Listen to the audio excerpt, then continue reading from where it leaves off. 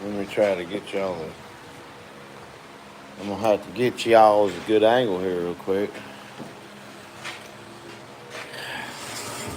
Always starting the live before I'm ready because I'm trying to gain an audience here.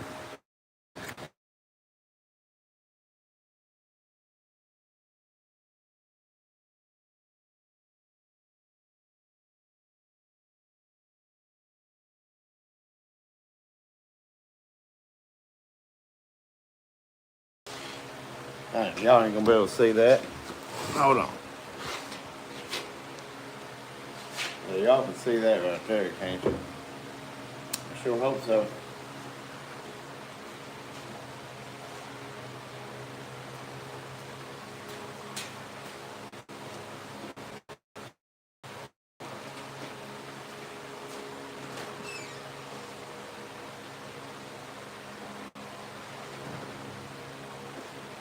Right.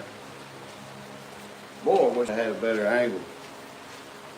I don't reckon I'm gonna get one.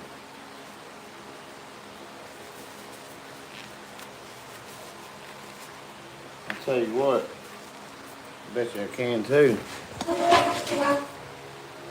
Y'all just bear with me now, right, y'all?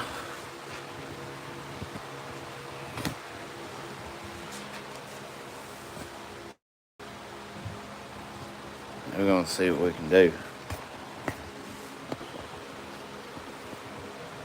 Like I said, I don't normally. Oh yeah, gotta get the hair right. Let me check this.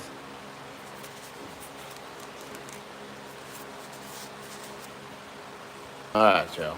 Anyhow. Let me see here.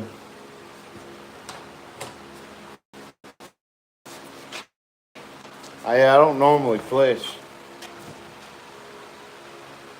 with this here fleshing knife, but it's good for YouTube lives and talking about what I'm doing. And this beaver kind of thawed out quicker than I wanted to, you know. Yo, what's up, man? Thawed out a little bit quicker than I wanted it to. Need some sandpaper.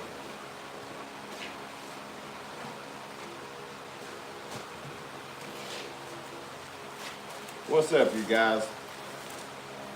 What's up, man? Some of y'all got some names on here. Carlos, I can read that.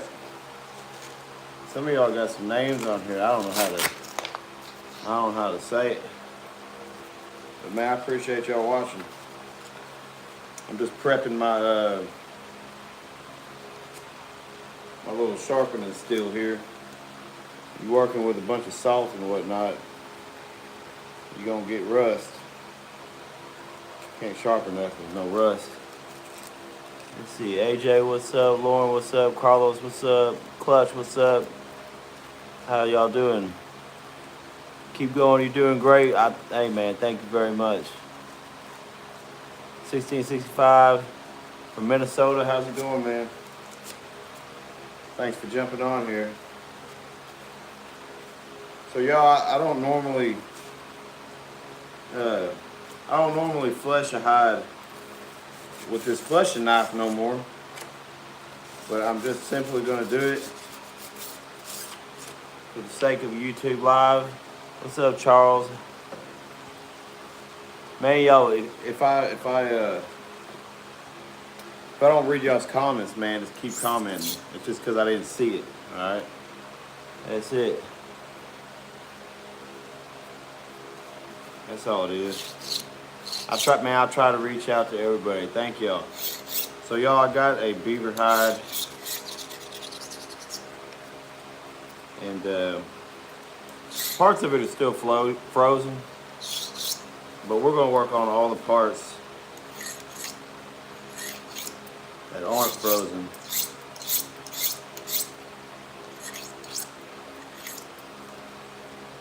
All right, man, I got gloves on. I can feel it getting sharp. I can feel it. All right, hey man, we gotta throw the beaver hide up here. Oh yeah, getting it. Here's the beaver hide. I'll show you the nice side. That's it. Beautiful fur. Alright. But it's gonna rot if I don't do something about it. So this right here, it's still somewhat frozen. It's gonna thaw while we're sitting here working on it, but let's see.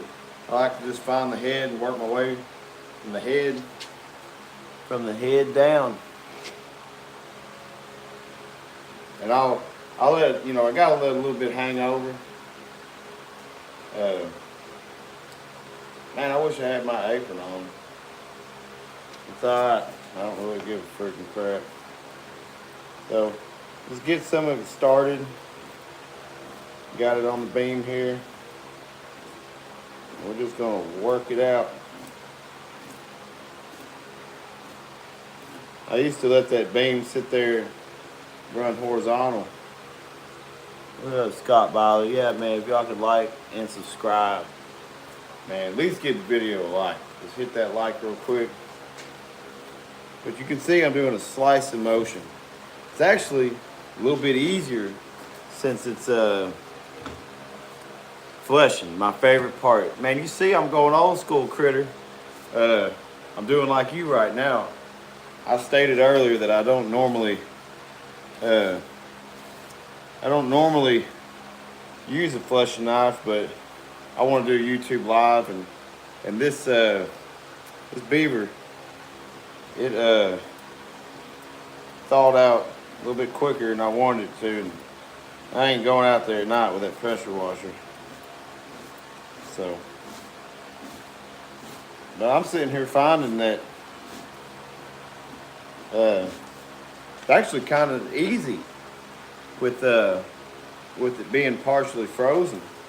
Like that crap's coming off real nice. Critter getter, when you're fleshing pelt, like a beaver pelt with a fleshing knife, do you do more of a slicing or do you do more of a scraping action when you're doing it?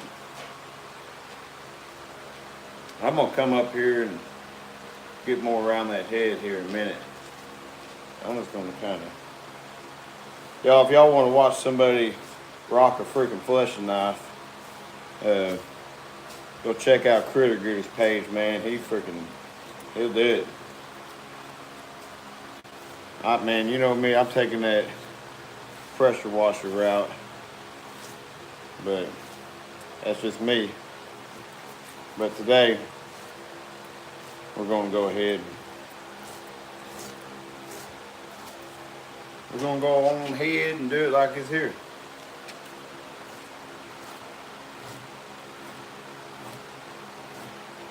Which we ain't doing too bad right now.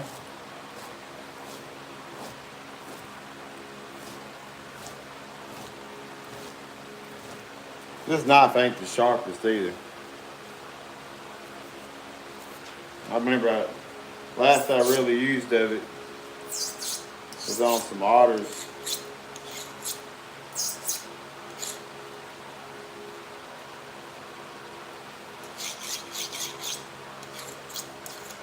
Heck, I never sharpened it again.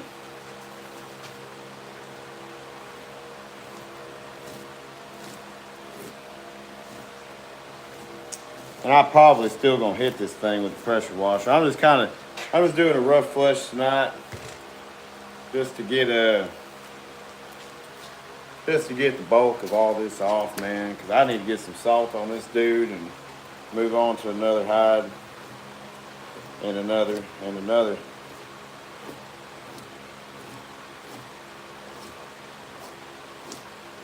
Keep on going with it. Good thing old beaver got thick skin. Multi-Deuce, what's up, dog? I appreciate it, man. I do appreciate it.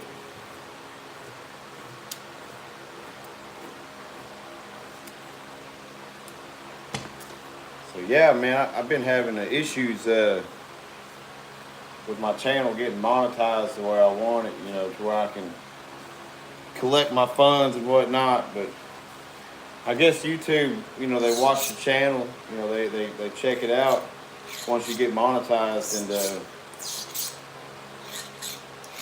anyhow, I guess they see I'm providing a service, which is, you know, it's like business, doing business.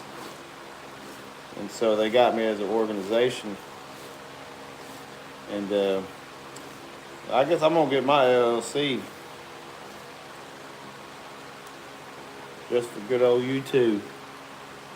What's up, Christopher? Welcome to Tan Your Hide, man. Where we tan hides. And if you email me, I'll tan your hide.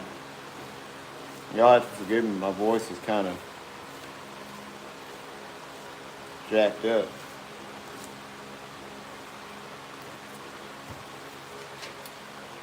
So we run down this thing so far.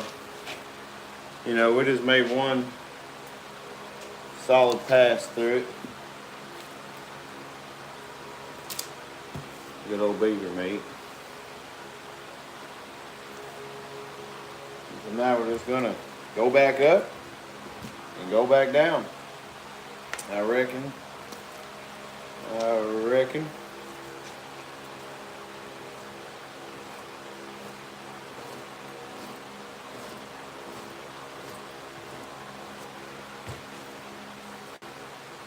Gary, my bison hide came out good. I did the right thing by neutralizing the hide. Right on, man. Yeah. You know, used to I'm glad that it came out good, man. I'm glad that you like the work that you did. Yeah, neutralizing it, man, it's such a simple step, but man, it makes a difference in the tanning process. What did you tan that bison hide with? What was your tanning agent for tanning that bison hide? You brain tan it? Did you use a commercial tanning chemical?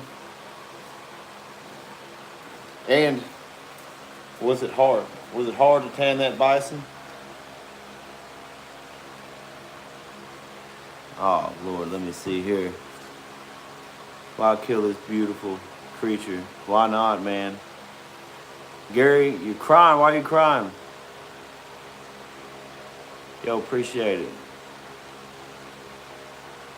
Philip, you know, man, there's a lot of reasons why you should kill this animal.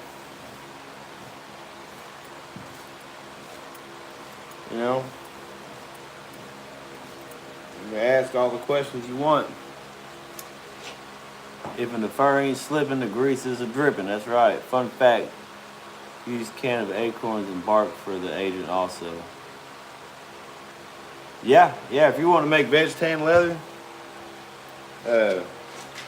bark is good. I mean, acorns got tannins in them too, but yeah, that's a fun fact, no doubt. It's actually one of the coolest methods of tanning is bark tanning like you're talking about, buddy. I love bark tanning. I ain't done it in a while, but this summer I'm planning on doing a video on bark tanning because it's warm. You know, the bark liquor, if you will be a lot warmer, and it'll soak into the hide a lot quicker. I find that summertime you can always do a lot quicker tanning just because of the warm weather. But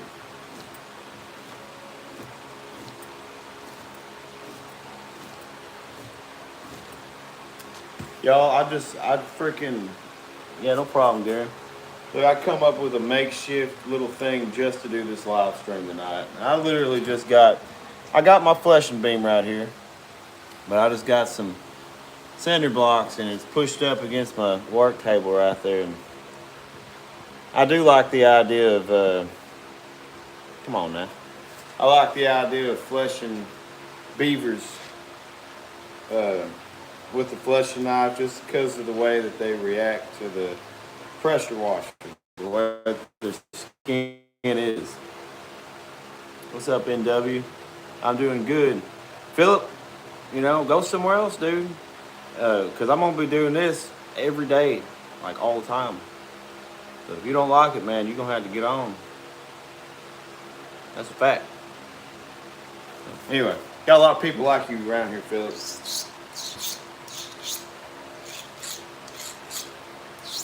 I love every one of you.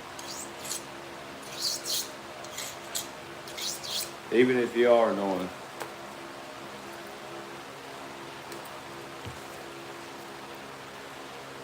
You guys help me come up with weird stuff to say. Funny stuff to say.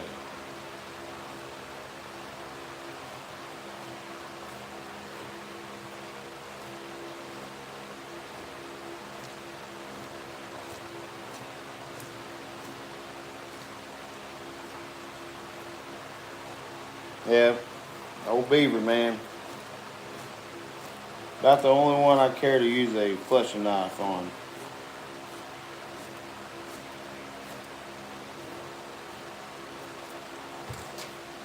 I ain't quick at a fleshing knife. I just ain't. That's why I use a. That's why I use a pressure washer. But a beaver hide don't want to flesh right on a pressure washer. Their skin's so tough.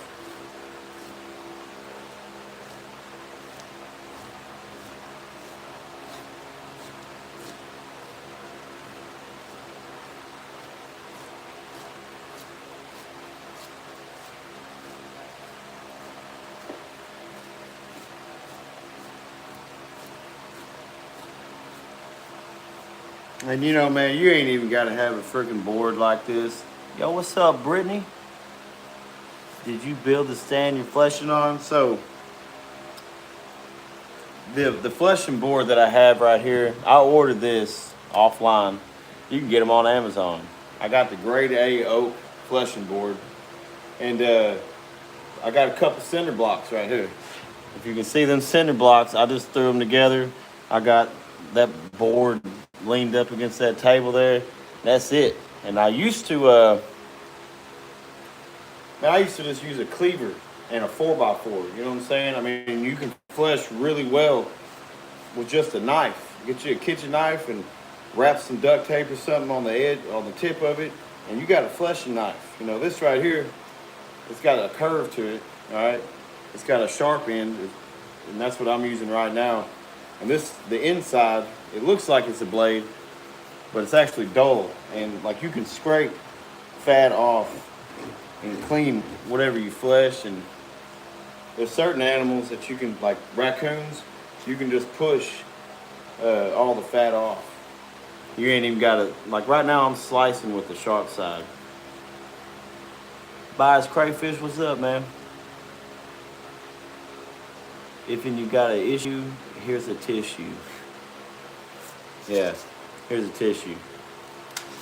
You wipe your tears with all this. But yeah, no, Brittany, this is just it's a fleshing beam. What's up, your backyard? Fleshing beam here. The thing that makes this fleshing beam so special. Okay, see how it comes to a point? Well, right here, it's all rounded into this point. You could do this at home. You could make one of these. And then the whole beam itself is rounded. So this right here, this top edge, the little corner piece, is the way it's rounded makes it workable. So you can take a blade there and work around this way, that way, up, whatever. I mean, this thing is designed to be able to flesh on. So if you were to make one, you know, you would just need like a grinder with a flat disc on it to be able to shape a 2x6 or a 2x8, whatever. Yeah, get you a surfboard and flesh off of it. It don't matter what it is, man. Just as long as it works, you know what I'm saying? There's a general idea of the task at hand, and you just need to get something kind of close to what works. That's the cool thing about high tan. Like whatever you got, whatever setup you got, it ain't got to be perfect. It just needs to work. My setup's not perfect, but over the years I've been able to build it up. You can too. All right.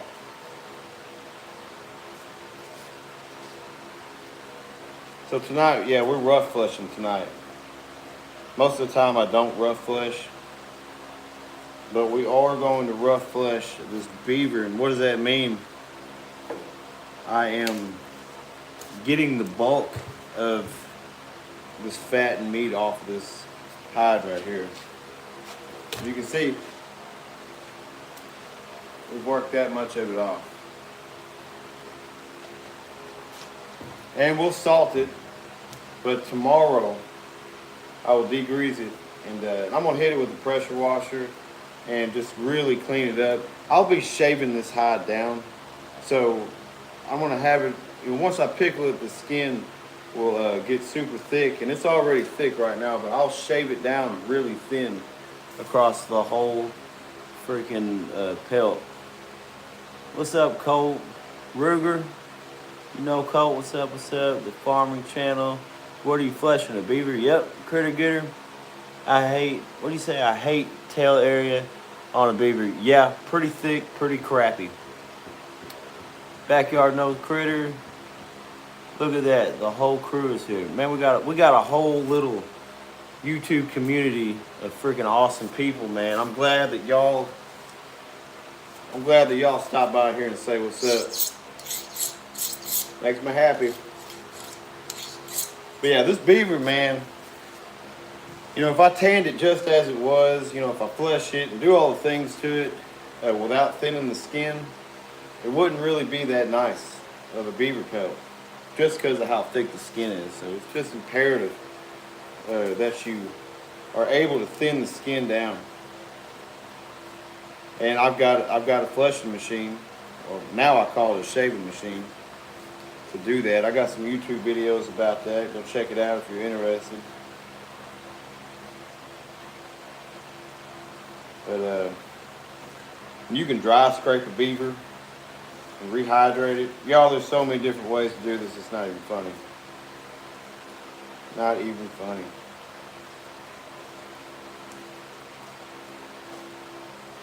Like, I'm into production, so I've gone the route of these modern tools, and they help me get things done faster.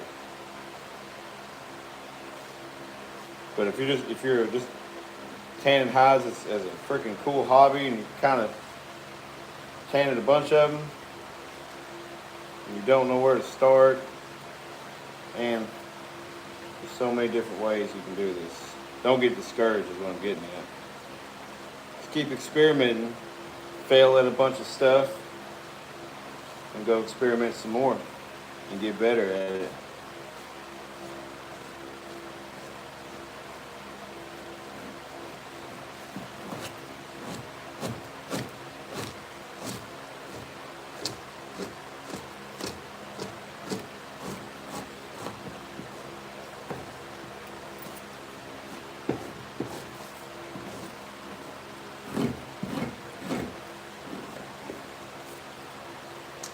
Yo, man, what you kind of doing? A pretty good job. Yeah, double tap that screen, y'all. Oh, look, man, little treat right here. No, I'm just playing. Man, is your YouTube same tan your hide? Yeah, my YouTube channel is tan your hide. Trying to learn as much as possible. Let's see, it's hard to find skin and tanning classes. Haven't found one. It's all first-hand learned. Yeah, for sure. Same here. Everything I know, first-hand learned.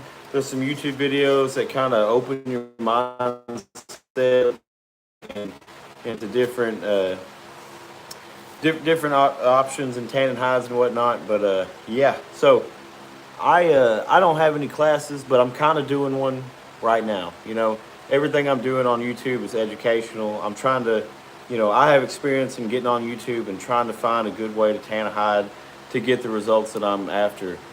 And hey, thank you, Critter. But in my experience on getting on YouTube, it's very vague descriptions. They're telling you what to do, but they're not telling you why to do it. And now, knowing what I know now, their steps are accurate, but they don't apply this or that at the right time. Man, I'm trying to show all that. You know what I'm saying? I'm trying to be straight up. This is how you tan some hides. I know there's people out there that do it better than I do. But man, I mean, I don't know. I don't know what to tell you. You want to see something? I'll show you something.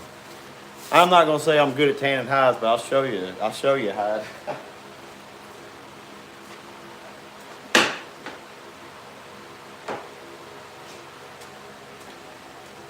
That's a beaver hide right there.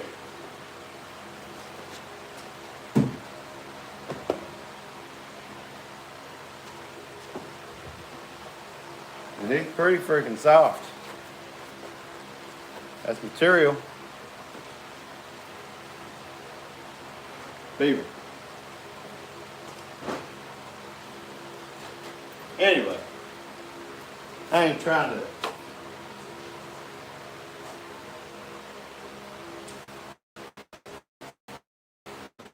Man, I'm always trying to get better, and as I learn stuff, I want to show you guys, you know. So that's what I'm doing. And so far, y'all have supported the crap out of me, and I'm forever grateful. Thank you very much. What's up, you guys? Oh, I'm missing comments, y'all. I'm sorry. I'm sub to you, yes sir. Right on, Colton. Thank you. Ruger, that's a super nice job. Hell yeah, buddy. Thank you. William, any chance you have an example of one that you did not shave? Let me think. Yeah, I do.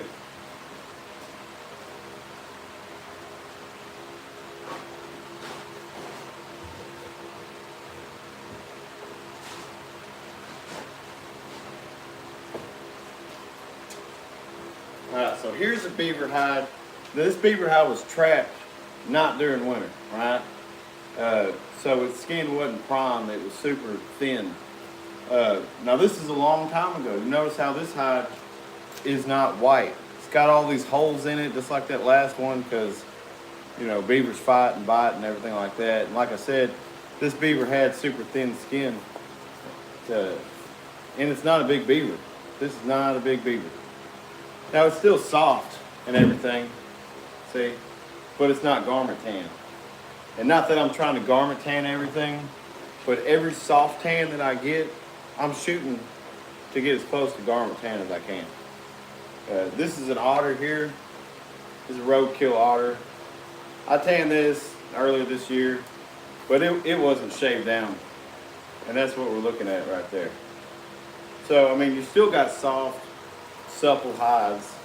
You know, you can make something out of this, but it's not just like buttery soft, you know what I'm saying? So, and I don't know about y'all, I'm trying to get the best I can get. I'm trying to do the best work I can do. Like, every chance I get, I'm just trying to do the best work I can do. Every time, man.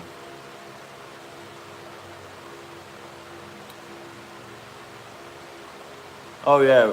Yeah, Ruger. Does Ruger have a beaver here?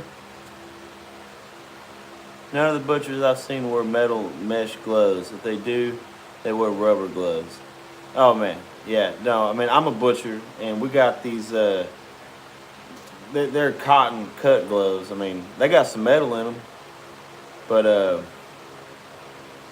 yeah, Ruger, otter hide is stupid thick. Like, let me show you.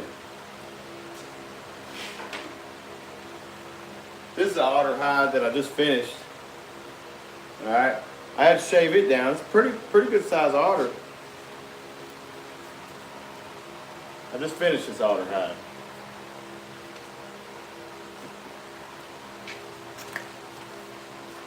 Shave down.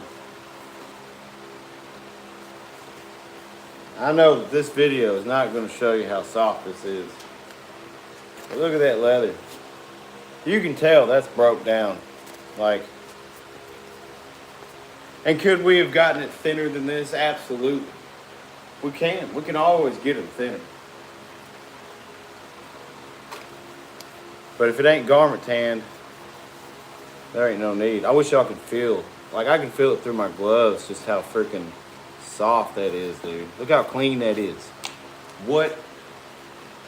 I'm telling y'all, that's a lot. That's a lot of time right there. Man, I appreciate y'all. I do. I do. You got a thick hide too? Well, come on, Guppy. We'll thin it down, tan your hide. Thank you, Brittany. I appreciate it. Yeah, otter will singe your hair is bad. You know, when I throw an otter in my fur tumbler, I always, put the fur inside out, so so I'm not hitting it. And one good thing about flushing an otter with a with the pressure washer is you don't have the hairs getting pressed on this piece of wood right here. So I'm able to really take care of otter hair. Yeah, Sarah, I'm in America. All right, y'all, I gotta get a little bit, but you can see we are cleaning this up. This beaver's got a lot of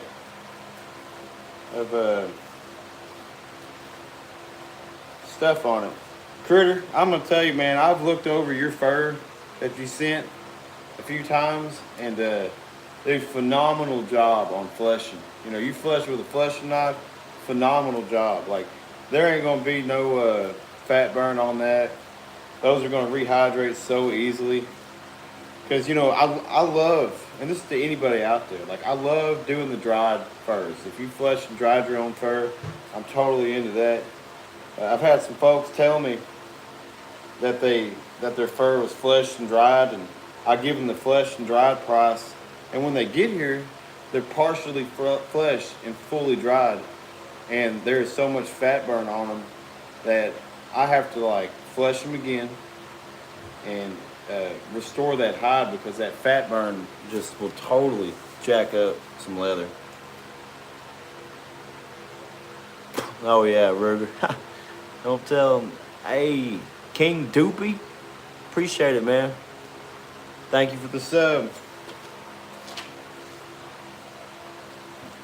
But yeah, no, you can't beat. Like, I will gladly give somebody the freaking flushed and dried price when they look like what old Critter got. That's what it's there for. But despite the hide coming in, it's not flushed and dried all the way. I still give them the flushed and dried price, because I told them I would. And I like to just do what I do what I say, man. I don't freaking care. Because they were fleshed. They always get fleshed, but they're not fully fleshed. Critter's got some fully fleshed hide. There ain't no doubt about that. Oh yeah, man? How was that? Bear raiding?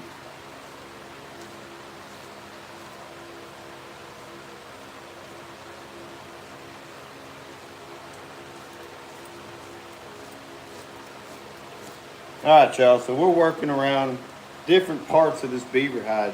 As we get to the outside of it, which is actually the belly, the skin's gonna get really thin. So we gotta change our mindset from hitting it hard to I'm gonna baby it right now. I try to do the best job I can on every pelt I do. I can tell, man, it shows. Looks good, dude. I appreciate your good work, because it's in turn gonna help me to make some good work for you. So it's a domino effect, man. It's gonna be some good stuff. I'm gonna tell you that right now. I'm gonna make sure of it, dude. I'm gonna make sure I send you some dang good pelts back. I've learned an incredible amount from you and your videos, and I'm grateful. Man, thank you so much for that. That was the whole point of me doing this YouTube, man. It's people like you that let me know that what I'm doing is making a difference in y'all's, in y'all's hide tanning, man. This is some good stuff, man. I know I'm passionate about it, and I know I ain't the only one. You know what I'm saying? So I'm just trying to help everybody out that I can with it. There's a lot of haters on here, but there's also a lot of really good people, man. And I'm grateful for y'all, man. So thank you for letting me know that, bud.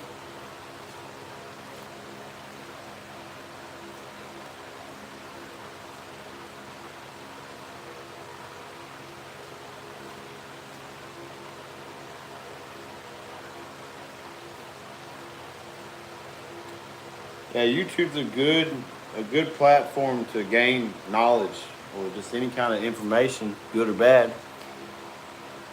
That ceramic rod you're using to sharpen the blade, or diamond ceramic. Let's see, Madio. You just got here. This is a beaver pelt, man, and we're fleshing it, not a pig. Yeah, I need to get like a regular soft steel for like sharpening a knife. This is actually for my fleshing blade. It's small because the lip on my blade is small. It's just a small one just for that machine. But I'm gonna go ahead and use this anyway because you can make it work.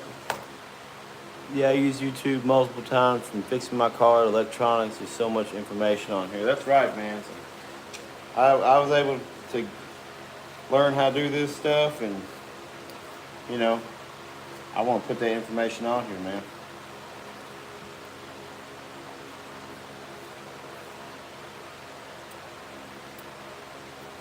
Okay. Moving around.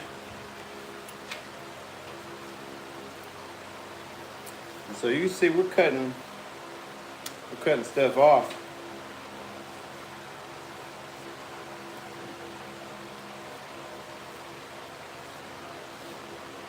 But yeah, as soon as I get this thing fleshed out, we're gonna get some salt on it. I just realized I don't have any new salt, but I've got some leftover salt. It'll work though for tonight. I don't like reusing salt at all. I want freaking fresh salt every time, dude. Every time.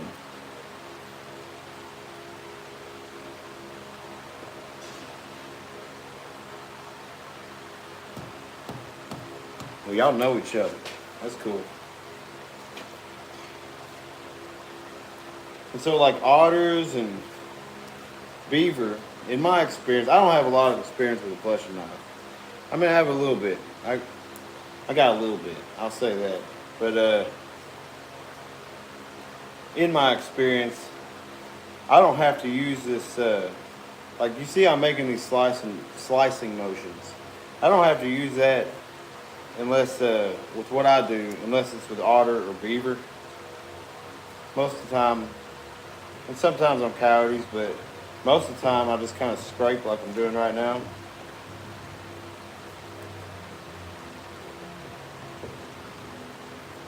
And I'll be scraping. Like once I get done slicing all this crap off, I will be scraping this entire hide trying to get any remaining fat. My dad got a buffalo hide. He's making a rug. Heck yeah, my buffalo hide's a lot of work. Lots of work, man, but boy, it's so rewarding when you get one done. Gosh. I'm actually, guys, I'm going to be doing something cool this Sunday. I'm meeting a guy halfway from Missouri, all right, and I'm in Arkansas. I ain't leaving Arkansas to get it, but I'm gonna head his way a little bit. But he's got a buffalo cape that he's going to mount. He's a taxidermist, and he wants me to prep it. You know, that's shaving it down, splitting the eyes, ears, nose, lips, and shaving it down. I mean, you're talking about shaving about 3/4 of an inch of skin. Going to be a lot of shaving. So I will be doing a live during that entire process, and it will last probably about 8 hours working on that bison hide. So it's going to be a very long live coming up here in about a week or so, and I'm actually going to try to put out an update on that one so people can really get in on that, because that's going to be a big old episode right there, and don't want nobody to miss out on it. So I don't know the exact date just yet, but I will be putting it out here pretty soon, y'all. So anyhow, a lot of fat on this beaver, on most beavers.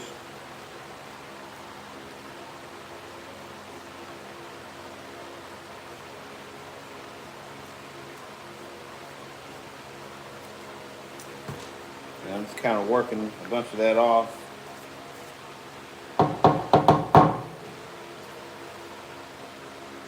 All right, Guppy, yeah, it's going to be up, man. I'm going to be doing it. So he's got half of the hide that's going as the cape. I'm not sure how much excess he has on the Cape side, but we'll see. I'm probably just going to leave it all on there and tan it off for him, and he can deal with his excess and do whatever he wants with it after he mounts it. And then, but I also have half the hide to tan, so it's essentially it's the entire buffalo hide from head to toe. And I'll be tanning that, man. We're gonna spend a lot of time on the shaving wheel, getting that thing thinned down.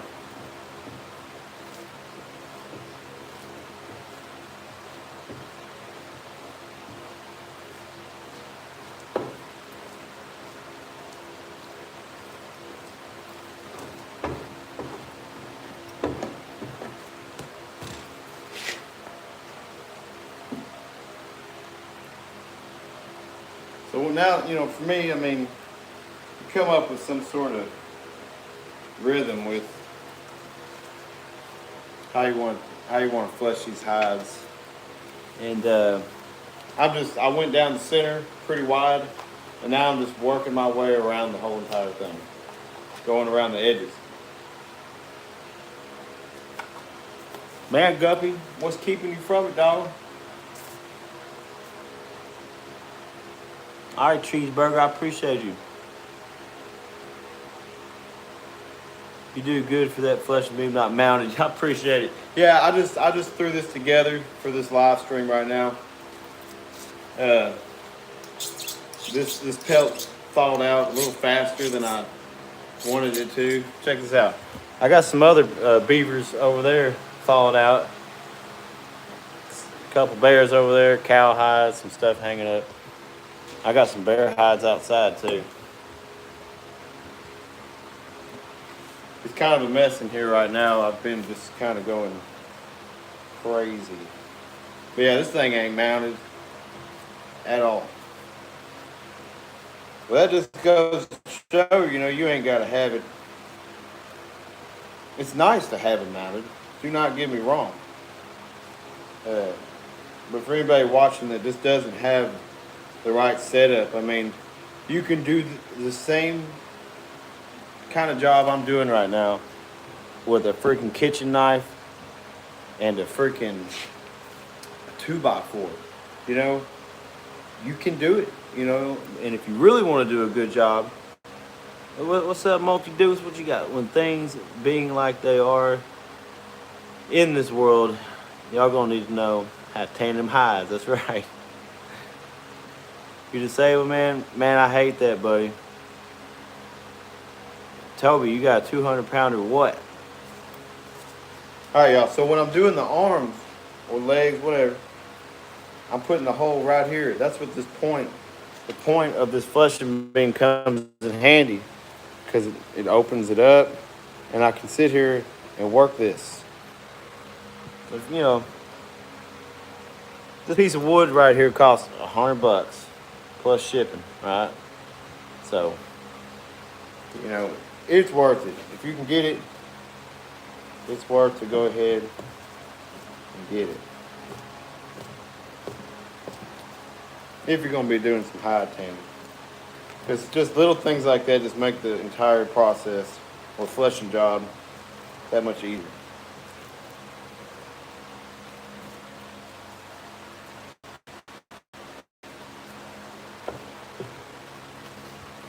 Alright, so as we're working this arm, I will just pull it off and flip it around and continue to work this. Let me see. Poaching season, unethical, and bullcrap. Oh man, I ain't gonna be able to see. Yeah, people just talk.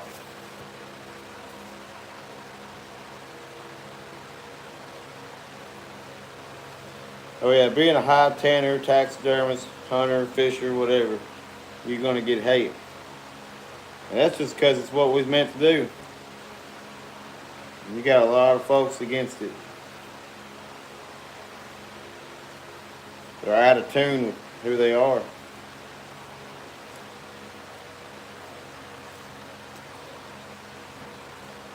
Boy, we ain't, are we? We right with it. We're doing what we're supposed to be doing right here. They're the ones that are out of line. That's why they're haters. That's why we're not. That's why I don't get mad at them, man.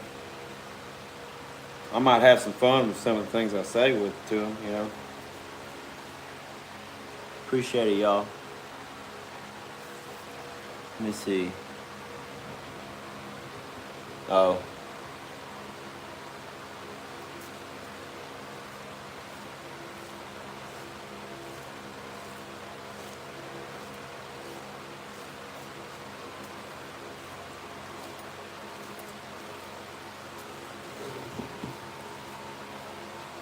Here, randomly like this, and just be able to get after it. You know, like I ain't got no elaborate permanent setup for fleshing, but that's just how efficient this beam is. And this fleshing knife, this is a Weeby fleshing knife.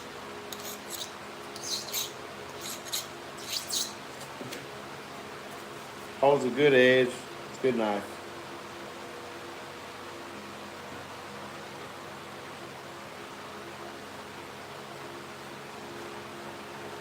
I've gotten some that were a lot cheaper than this one. I think this one was like 80 bucks, something like that. I can't remember. It may have been 50 bucks. I can't remember. But you see how I'm using it just like a knife? Only difference, it's got two handles. And it's curved. But like I said, man, I used to make a lot of leather. And I used a meat cleaver. It was great. It worked really good. A long time ago. Oh yeah. Y'all, what do y'all think about this angle on the camera? Y'all cool with that? Y'all want me to adjust it any to get a better view? Just let me know down there in the comments. I'll move it around if y'all want me to. I just threw something together real quick.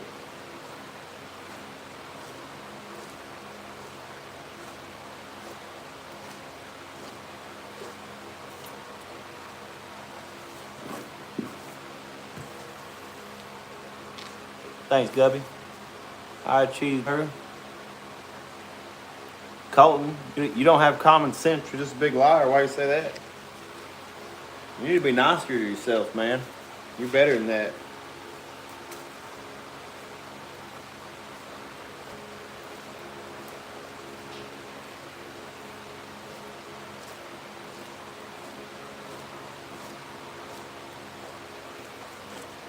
Yep, you are better than that.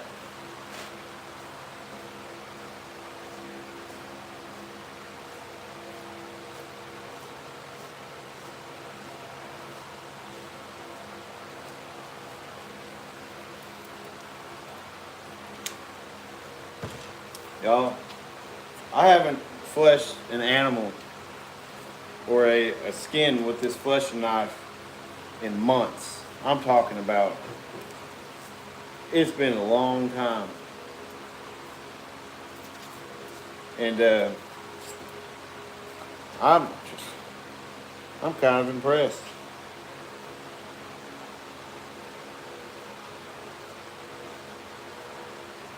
I think the only animals I've fleshed with this knife is like eight otters, like, I don't know, maybe like 6 coons, a coyote. I think that's about it. And I did all that like right when I got the knife.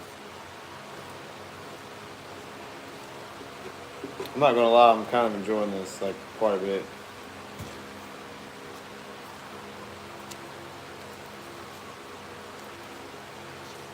Cheeseburger, that would be a good time. Oh, hold on. Be fun to have a few guys get together and tan house. Oh yeah, dude. You know, Oak Ridge is here. What's up, Oak Ridge?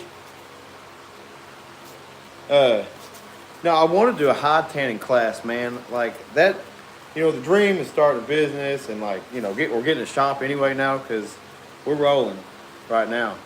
But you know, doing all that But man, I want to do a class, man. Like I want to do a class like maybe like once or twice a year. You know what I mean? I imagine that's going to be a lot of preparation. Probably having a hide ready for each stage of the process, you know. And there's like I take several steps. I'm talking many steps in tanning these hides. You know, so that there would have to be like if we were going to do a deer hide, I'd have to have a crap ton of deer hides. You know what I mean? Uh, so yeah, man.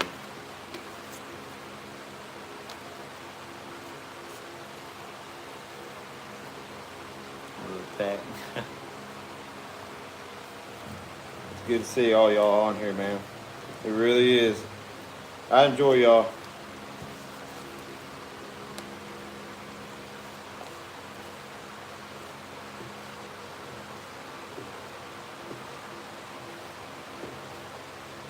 I ain't putting no holes in here, man. That's what's up.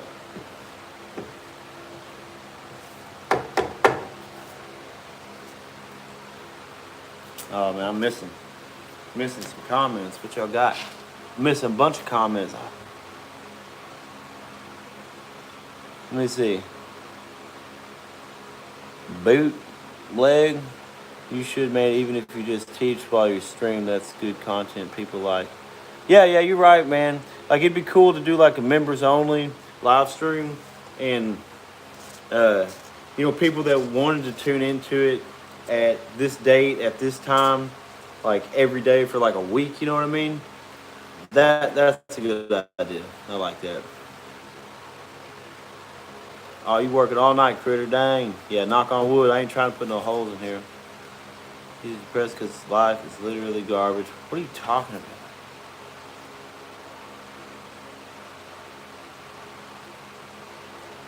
Oh man, we got a hater. Tobias, I love you, bro. I'm gonna pray for you.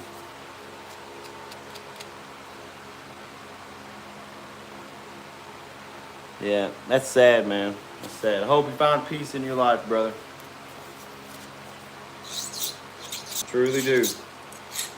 I don't know if you're talking about me or somebody else, but anyhow.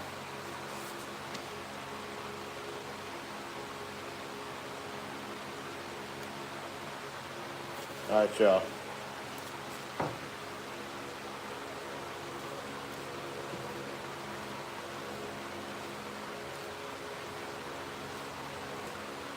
I ain't gonna be able to flush these hides as good as Critter does. Not tonight. That I can promise you. Oh, the real one's here today. That's what Oak Ridge said. Yep, that's right.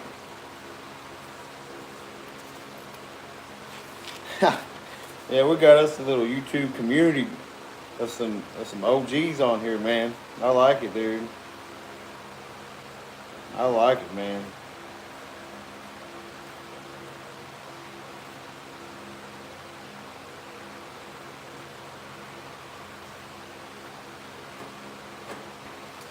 Man, Oak Ridge, I'm thinking about trying to do some taxidermy work again this coming deer season. Tobias has an ego. Buddy, come on. I mean, I love you, Tobias. Hey, if you don't like it, buddy, you don't have to watch it, right? But, you know, you just come on here and just start disrespecting another man because you want a reaction, buddy. You're not gonna get it from me, all right? I love you, Topies. I love you, bro. I wish the best for you, man. I truly do. But I ain't gonna put up much of your bull crap. Even on here, I just ain't gonna do it. I'll meet you with love for a little bit. For a time. If that don't work, you just gonna go bye-bye. Love you.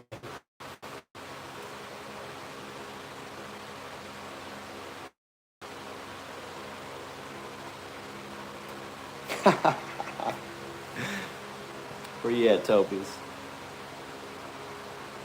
I love how nobody's talking to Topius.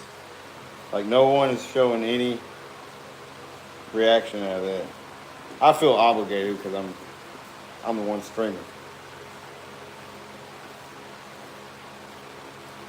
It's always good for someone to talk crap to somebody and they don't get met with the same energy they're putting out to the world.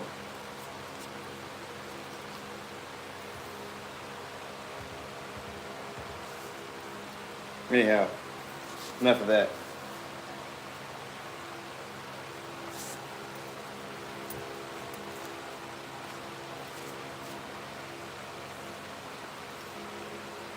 Oh, Alan. What's up, Alan? I be here when I do my time. So I can't make that.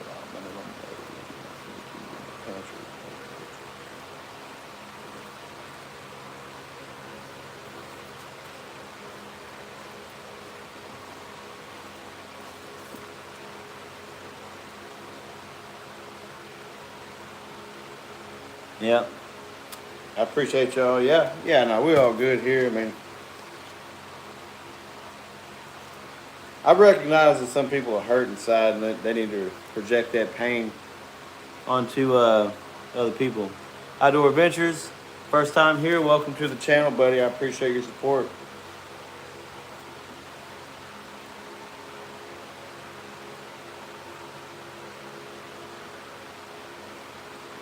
Y'all give some people some shout outs, man. Like Critter Getter, man. Y'all need to go check his channel out, dude.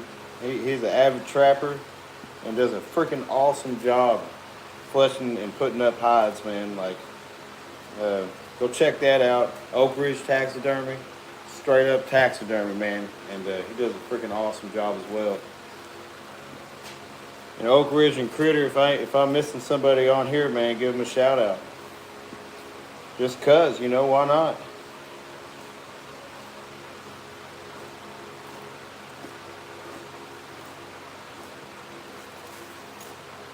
Topius. He's not happy, man. Here, don't delete Topius's comments. Leave him on there. He's alright.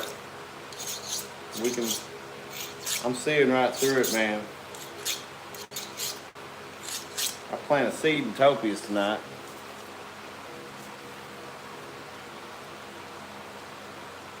I'll do it. I'm fine with that. Plant a good, positive seed, man. But I gotta know what he says so I can do that.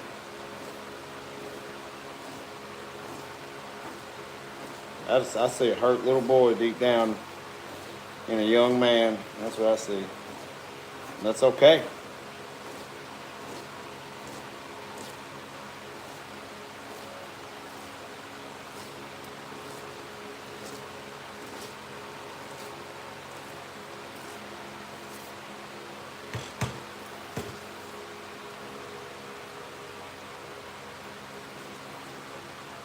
I think maybe he might be gone. It's alright though. Hey man, I ain't the best flesher, but we're getting somewhere.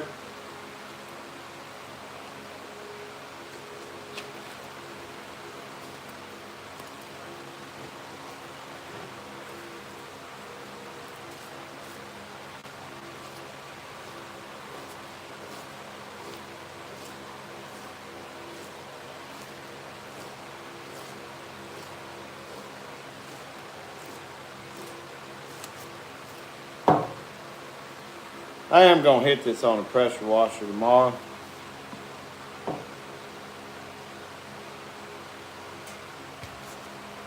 Did I miss some comments?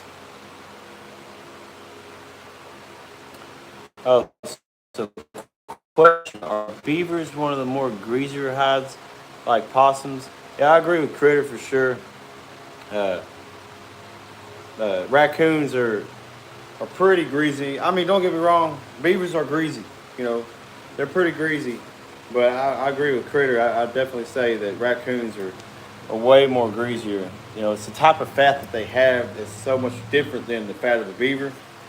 A raccoon's fat kind of just spreads. You know, it smears and it's just real which makes it greasier. You know, beaver fat is kind of harder and stays together, so its grease is not just going all over the place. Does that make sense, Critter? Would you agree with that? With that statement I just said, or what do you think, man? Yeah, yeah. So, but beaver though, the thing I'll say about a beaver, like if I was to flesh a raccoon, I wouldn't be slicing it. You know, I'd just be pushing it off, scraping it off. Uh, you could dang near use a rib bone to flesh a beaver. I'm sorry, a raccoon. But yeah, with this beaver though, their skin is so much more. It's so much more tougher, man. The fat on them and everything. So you'll see that I'm constantly doing a slicing motion. That's how I do it anyway. I'll tell you, the greasiest of them all is the freaking bear, man. That bear will out-grease anything. There's so much grease on it. There's grease on the outside of the skin, and there's grease on the inside of the skin, and there's grease in the fur. There's freaking grease, or oil in the fur. There's grease freaking everywhere.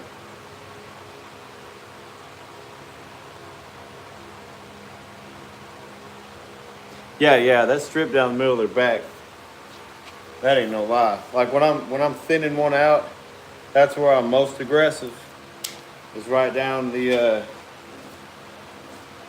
right down that back because of how thick it is, and you know then you gotta just baby that belly of that beaver.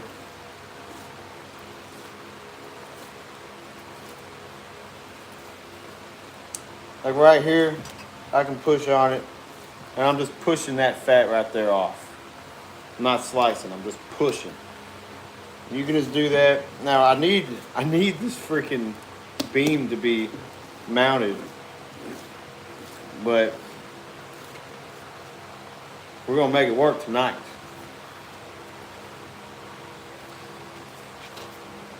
Do you wash your bear hides before you work them? I've heard they have loads of worms and stuff in them. So the way I do a bear hide, Brittany, is once I get it, you know, they're frozen, I thaw them out, and I just take them out back, and I've got a stand and everything that I flesh hides with the pressure washer. I'll immediately pressure wash it. If they want the paws left on it, I'll skin the entire paws out. And if the head's on it, I'll split the eyes, lips, nose, ears, and totally flesh it out. And then I salt it for 24 hours. I degrease it in warm water and rinse it off thoroughly with a pressure washer on both sides. Then I'll throw it into a pickle bath. But yeah, they got worms. I've seen them. You know, you'll see them just about every bear hide you do. But I wear gloves. I'm just super careful to not cut myself. Fun fact, I've told a lot of y'all, but I got septic shock and heart failure and all that crap from tanning hides. I was in a bad state, but I was also tanning hides like 4 years ago, and it was a flesh-eating bacteria that got into a wound on my hand. You can't see the scar. You might be able to kind of see some of it. But anyway, so yeah, wear gloves. Be careful. This crap can be dangerous, you know, and a lot of times we don't think it is. I know firsthand that it freaking is dangerous. But, you know, wear gloves, you know, because if you get cut, even a little cut, it don't take nothing for something to get inside of your body. It just don't. And, you know, we're dealing with super raw material here that has a lot of bacteria on it. So I take it pretty serious. I mean, I do find myself taking it kind of lightly sometimes, but for the most part, because I get too comfortable with it even still. But for the most part, I try to be as safe about this as I can. But you know, I got a lot of fleshing tools, and I've got a lot of blades here. I've been cut, no doubt, but I just put I'll stop what I'm doing and go put hydrogen peroxide on it immediately, and rinse it all out and clean it as best as I can. What animal gave it to me? It was a bison hide. It was actually the first bison hide I ever tanned. And oh, and also I was making leather. I think I was actually. I'm sorry. I was tanning a bison hide, but I was also making leather out of sheep hides, and the process that I was in during all that. No, Brittany, it wasn't a fun trip. It was rough. It about killed me. It was pretty close. Yeah, I stayed at home for like 3 days and just went, infection, went septic, and then went into septic shock. My kidneys were failing, and it was crazy, man. But anyhow, but yeah, I was making leather, bark tanning leather, and I had already fleshed the sheep hides, but I was removing all the hair off of them, and I was soaking them in lime. Lime has the same effect as a pickle bath, except because it's super alkaline. So, you know, if you've ever heard things will dissolve in lime, it's super alkaline, which is the opposite of a pickle bath because it's acidic. Yeah, I'd wear some gloves, man. You just never know, you know what I mean? You just never know. It only takes one time, you know? That's all it takes. So, these ain't the best gloves, but anyway, I was soaking sheep in lime, and had them out, and I was what's called scudding the hide. And once you take all the hair off of it, you got to push all that lime out and soak it in water, and then bring it back on the flushing beam and push more out, and just repeat that process until you don't see any lime coming out of the hide. And I was doing that, and working on that buffalo and stuff, and yeah, it was like strep A that got in me and just jacked me all up. Crazy. Seriously, I'll be wearing gloves, skinning stuff from now on. Yeah, that's a good idea. That's a good idea. I mean, I am. You know what I mean? And the best thing to do is to wear cotton gloves and put some rubber gloves over them. Or you can even get the cotton cut resistant gloves, I mean, you get used to them. Like that's what I wear at work. I'm a butcher, so I wear that at work all the time. I'm used to wearing gloves. I don't honestly anymore. I don't like cutting meat. Like I don't care if I'm butchering my own deer. If I'm breaking rounds out of a deer or anything. I'm wearing gloves. That's one thing I'm going to do next year is I'm going to do a whole video on how to butcher a deer, the way that I butcher sheep, lambs, hogs, and cows. Because that would be a cool video, man. I mean, it's just showing how to get the absolute most yield out of the animal you wouldn't harvest it, man. So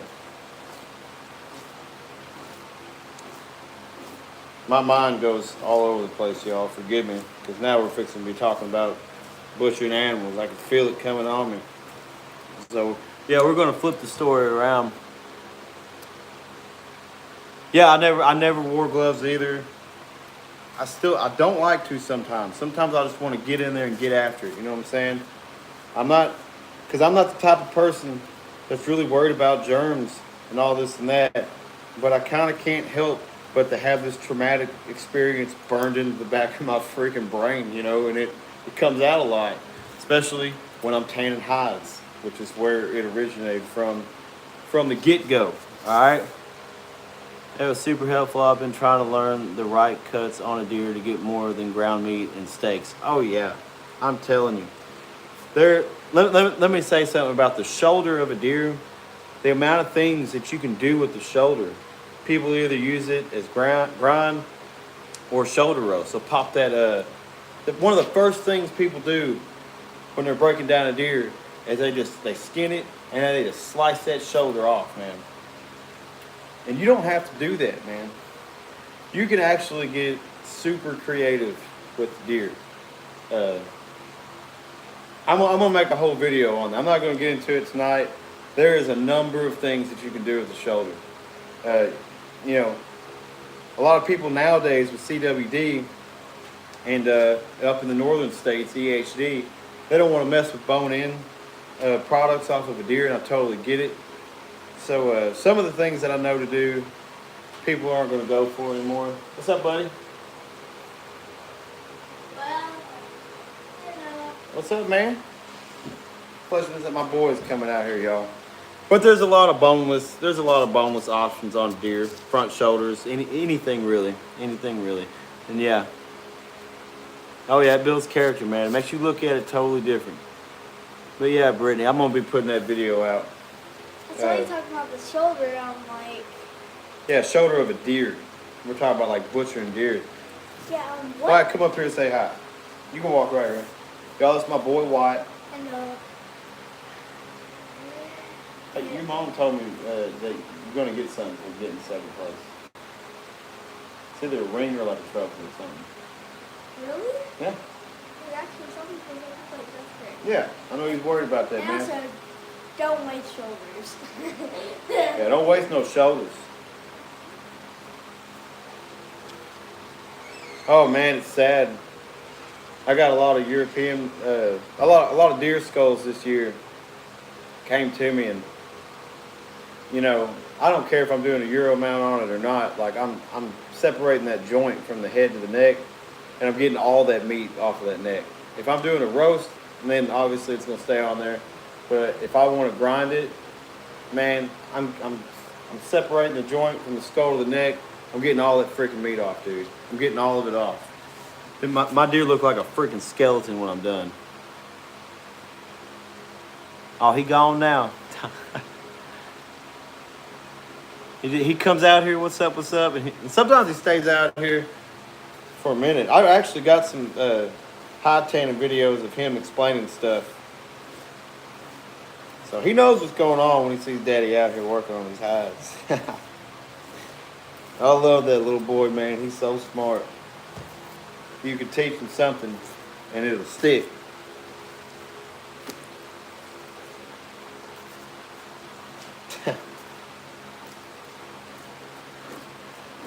Yep. Yeah, it ain't so bad, man.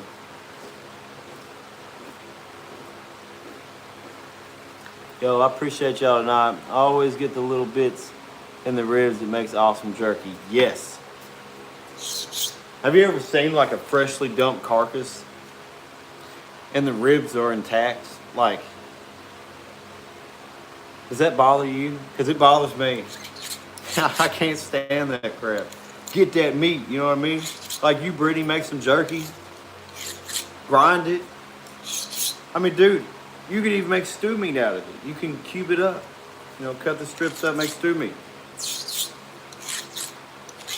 And a lot of times, you know, I don't do this, but you know, whenever you skin a deer and you got that meat going over the ribs, and then you got the meat that's in between the ribs. You know, I've heard a lot of people making or cooking ribs off of deer, and you'd have to do it to a pretty good sized deer. I mean, but I guess you wouldn't necessarily have to. You could definitely have some meat on the bones, but you could just leave all that meat on there and cook you some ribs, man. But guys, I think that the video I'm going to put out, I don't process deer like I process beef. And even at work, like, we don't do it that way. It's similar, though. As far as how to prep the carcass, like, you can cut a deer straight down the spine and have two different halves to work on. And when you do that, it's going to open up different options into accessing the H-bone, which is in the freaking hind quarter on the hip, where your top sirloin is. I mean, there's people out there doing it, but who's seaming out the top sirloin and getting top sirloin steaks off a deer, getting the tri-tip off a deer, getting the sirloin tip, like the whole sirloin tip seamed out, top, bottom, eye around. Are you doing that? Because if you ain't doing it, I'm gonna show you how. Just come and do. Sorry, I've got a deer in my freezer. I ain't even processed all the way.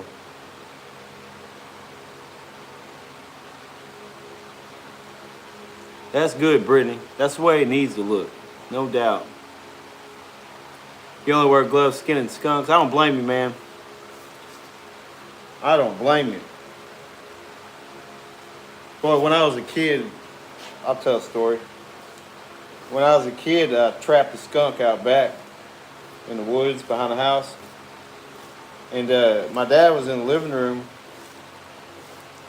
Anyway, I killed that skunk, brought it home, skinning it. First time I ever skinned a skunk. I knew that there was going to be something to look for, something to not hit. Oh, man, I popped a little hole, a little tiny hole right there.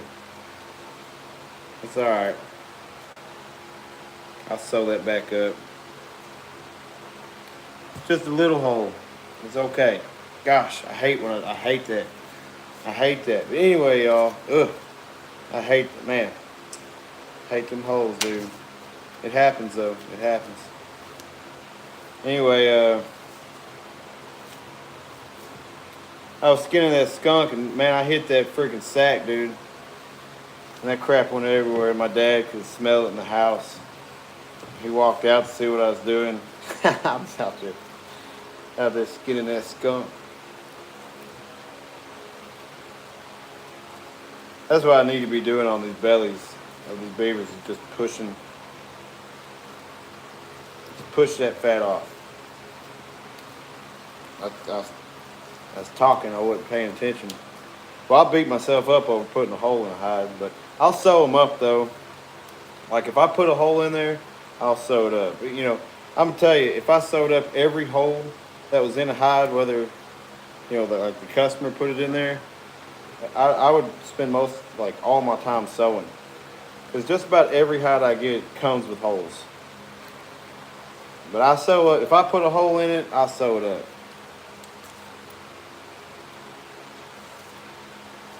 No doubt. That's why I try not to put no holes in there, because I ain't really trying to be sewing too much. Because I ain't got a sewing machine. I sew everything by hand.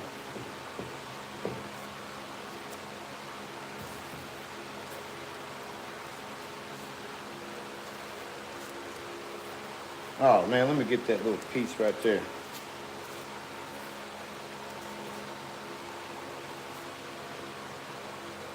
Yeah, it ain't a big hole. It's just a little nick. Got all that fur coming through. Makes it look freaking horrific.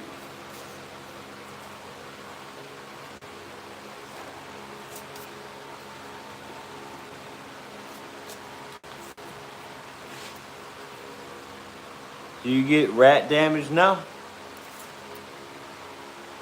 Prayers, thank you.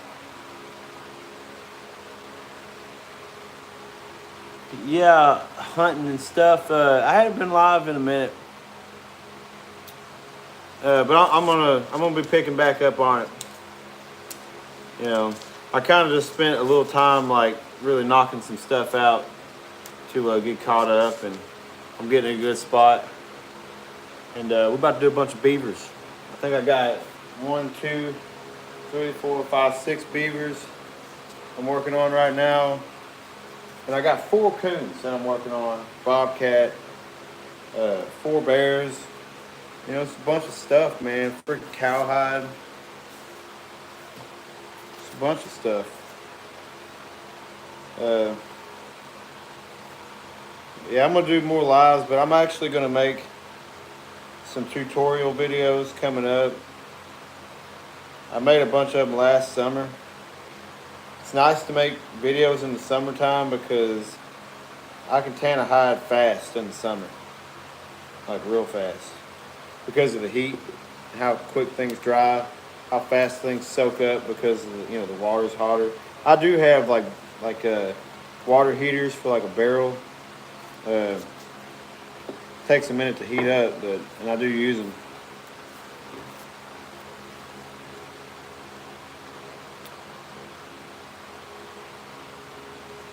Yo, Ruger, thanks for coming in, man. But yeah, I can make videos way faster in the summertime. So.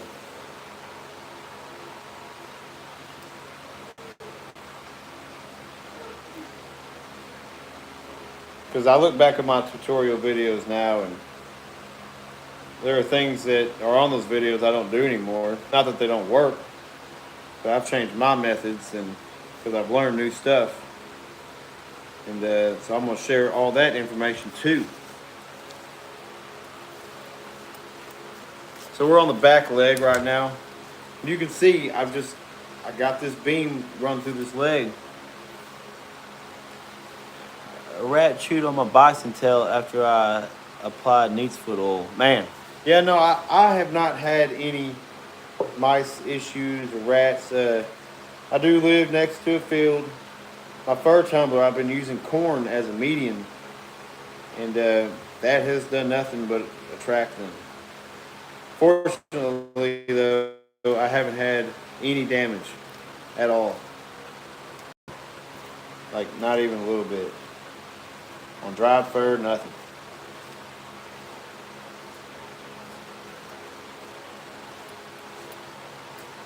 So I'm pretty fortunate for that. Man, that sucks though. Did it absolutely just ruin that tail or what?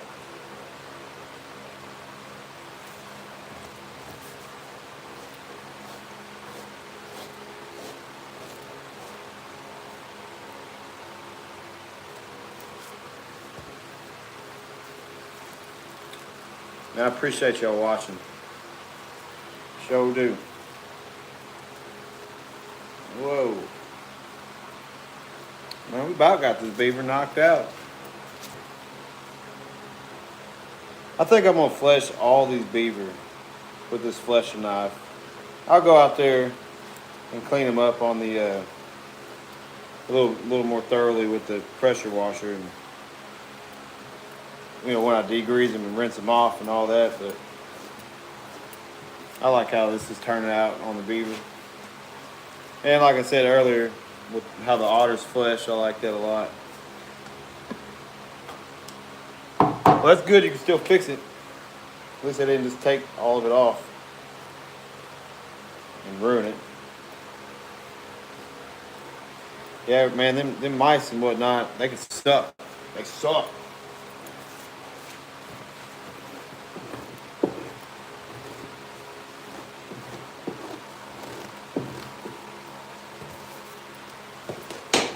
Man, that sucks. I just dropped that whole knife. And I dropped this coyote that I'm tanning. See, these coyotes and stuff, like, he's getting oiled and broke, so he's like partially wet, partially dry. This is a black coyote. Can't hardly tell. Hey, tail's black. But that's a black coyote. He's gonna be super soft before it's all said and done. But he'll be all pretty and whatnot. But as you're working them, they go through these stages of looking like total crap. Once they're oiled and drying, because when the skin is wet, it's dark. As it dries, it gets even darker. But it's when you start stretching it and breaking it, will the fibers stretch open and turn white.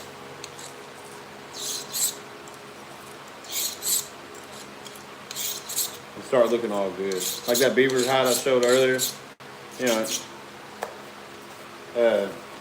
Like when you pull them out of the pickle bath, they're white because of what the pickle bath does. But once you start oiling them and drying them and stuff, it'll look like, oh my gosh, what's going on? It looks like crap now. But it's going through that transition, man. The more you work it, the whiter it'll turn again. See, that's the thing about tanning hides, is there's those little details like that. They're all over the place.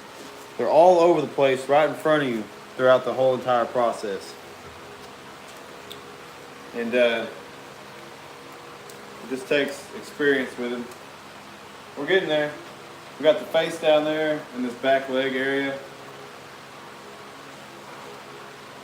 There's still some membrane on there, faux show, but like I said in the beginning, this is rough fleshing right here. You could totally get away with this as long as you have arrangements to come back, whether it be, for me, pressure washing it tomorrow and cleaning it off better, or later on, I'm going to be thinning this thing out. So,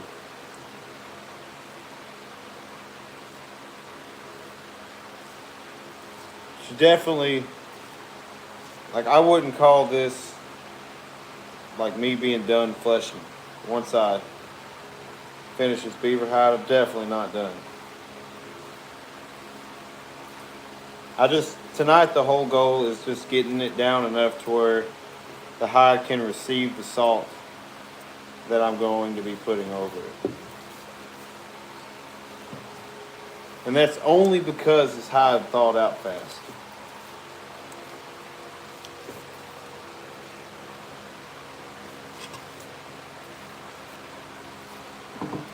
So when you get done with this part, how do you store it until you can get back to it?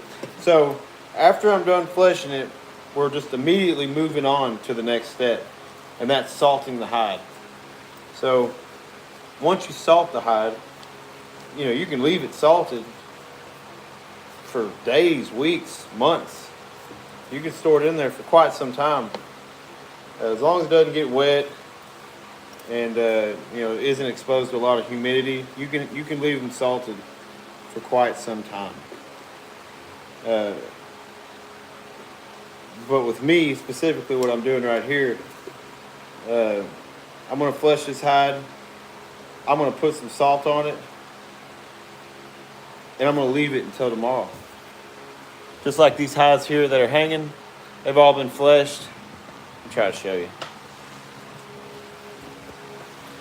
Let me see here. Yeah, they've all been fleshed. This is just part of the batch of hides I'm working on. They've been salted. They've been hanging there for a few days. I've got a fan blowing. I've got airflow. That's pretty important. Just so that they can dry. Just so that they can dry a little better and not just sitting there soaking freaking wet the whole time they're hanging. And then once I've salted for 24 hours, I will degrease it. Dawn dish soap, lukewarm water. I'll leave it in there, agitate it.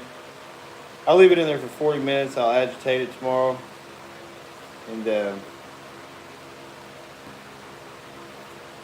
agitate it while it's in there. Sorry, I'm concentrating on what I'm doing and explaining, which is all good. And then it'll go in a pickle bath tomorrow as well. So, but say I couldn't get to it tomorrow. Say something gets in the way tomorrow, and I flush this hide today, I put salt on it tonight, and I can't get to it tomorrow. Totally fine, no big deal. Just like these hides hanging up, they've been hanging up there for like, I don't know, 4 days now, something like that. Totally fine. As long as they're not exposed to a lot of humidity and they got some airflow, It's all good. So you can salt them and store them in a fridge as long as it doesn't freeze. Yes and no. All right. So here's what I'll say. The first like 8-10 hours of salting the hide, you need to have it like these back here, how they're hanging. They're also draining out. Like it's drawing out fluid. And so like if I take this beaver hide and I salt it and I roll it up immediately, well, it's going to be sitting in there in a pool of its own fluids, because as it's rolled up, that skin that's on the inside, there's going to be fluid being pulled out of the top and bottom, and it's just going to have fluid on there. That's not going to be good at all right? So you want to make sure that you salt the hide and hang it, let it drain overnight, and then the next day it should be good to put in.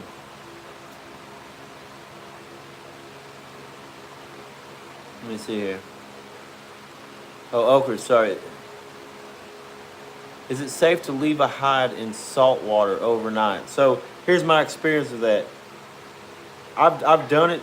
I've done it before, like with cow hides when they're frozen, and I wanted to safely thaw them out. I would make a salt bath and put them in there and let them thaw in there. I've never had any issues. You go back and check and they're thawed out. The outside of the hide is going to thaw before the inside does, so it's going to have way more exposure to sitting in that salt bath thawed out than the inside does.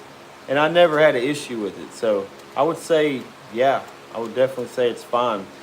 And if you really want to make it safe, just throw in a little pickling acid or citric acid in there as well.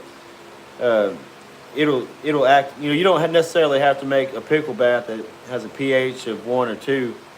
Just throw a little bit in there to act as a bactericide. So, and the salt is already a harsh environment for bacteria anyway, so that's definitely going to slow down hair slippage. So, whatever you decide to do will work. Salt baths are good. I would leave them in there overnight and probably get them out as soon as you can. That's what I used to do. Just get them out as soon as I can. Primarily, I would only do it, though, to thaw them out.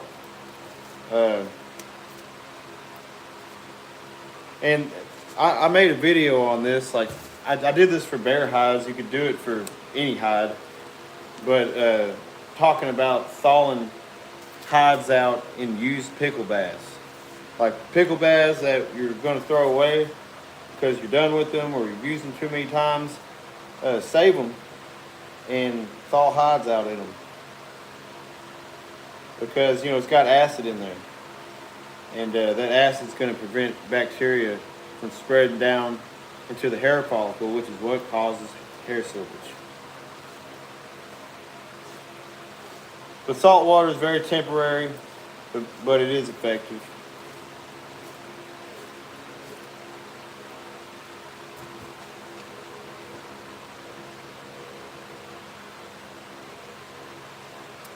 Yeah, the pH low, like, so say you got a pickle bath. I mean, you got a pound of salt per gallon of water in a pickle bath. So 30-gallon pickle is going to have 30 pounds of salt in it. And most pickling acids call for half an ounce of acid per gallon of water. So that's 15 ounces of acid. All right. And that's going to make up your pickle bath. You can make that up and test it with a pH strip and it read fine, but you put your hide in there, and I'm telling you, if you didn't flush it good enough, if you didn't degrease it good enough, then that pH is going to rise. It's probably going to rise anyway, just a little bit, but not enough to get you out of it too. But just on pickle baths, make sure that you're degreasing super good, or it's going to fluctuate your pickle bath a whole bunch, because if your pH goes above 2, your hair's going to slip. Like all day long, it's going to slip. I don't even like to keep mine at 2, because it will fluctuate with these hides. As the salt in the pickle bath pulls stuff out of it, that pH is going to fluctuate a little bit. So getting them as clean as possible before you put them in there will make that pickle bath go a long way.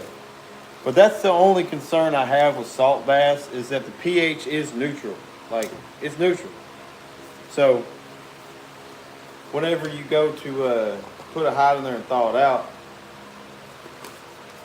the more salt you can get dissolved in there, the better. So if I was going to try to keep a hide in a salt bath overnight, I would try to warm that water up a little bit and put a crap ton of salt in there. And I would get it warm and dissolve as much as I possibly could. The more salt you have in there, the more effective it's going to be to be a harmful environment for bacteria. You just need a lot of salt. I wouldn't skimp out on the salt if I was going to try to store a hide in a salt bath overnight.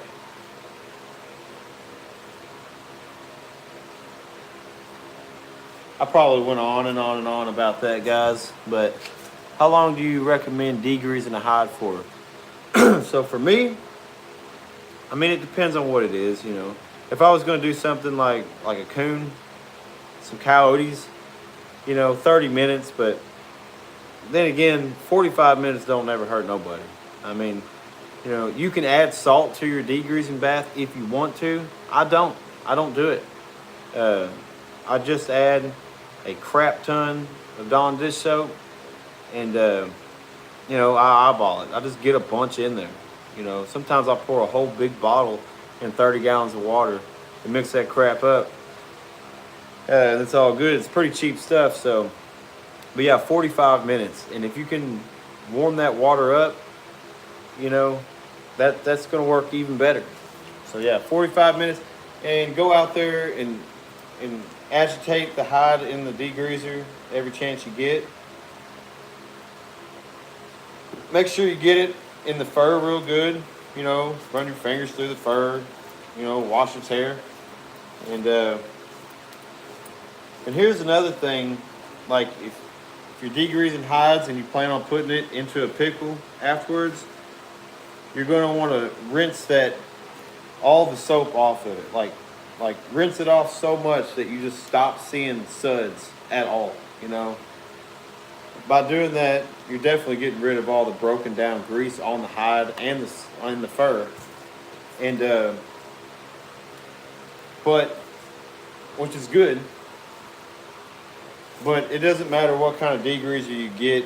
If you get, you know, specialized degreasers from a taxidermy shop online, or if you're using Dawn dish soap, any degreaser that you decide to use will also fluctuate the pH of your pickle. You don't want that, because then you got to use more acid, which costs more money, which ain't no good. So these are just little tips that help you get the most out of your pickle bath, and to help that pickle bath be as effective as it can possibly be on your hides, and so it can do what it needs to do. Do you use McKenzie degreaser with your pickle? No, I don't. I've seen it, but I don't find it to be necessary, because you know, I've thought about using it, but you know, it is just something extra to buy. And if I see it with my bear hides, you know what I mean? And I know if it works on my bear hides, it's working on my coons, my cows, my beavers, everything else.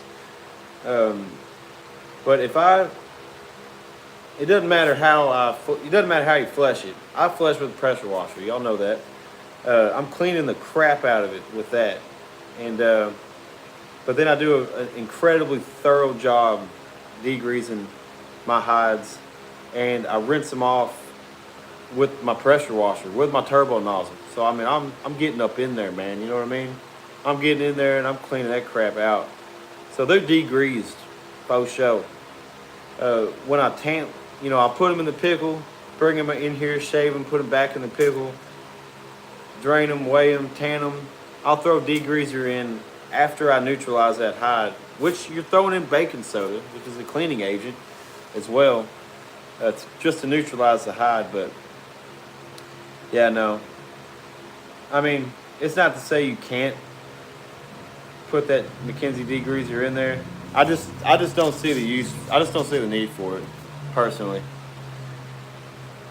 What acid do you use for pickles? So for me, all of these acids that come from taxidermy shops are equally effective.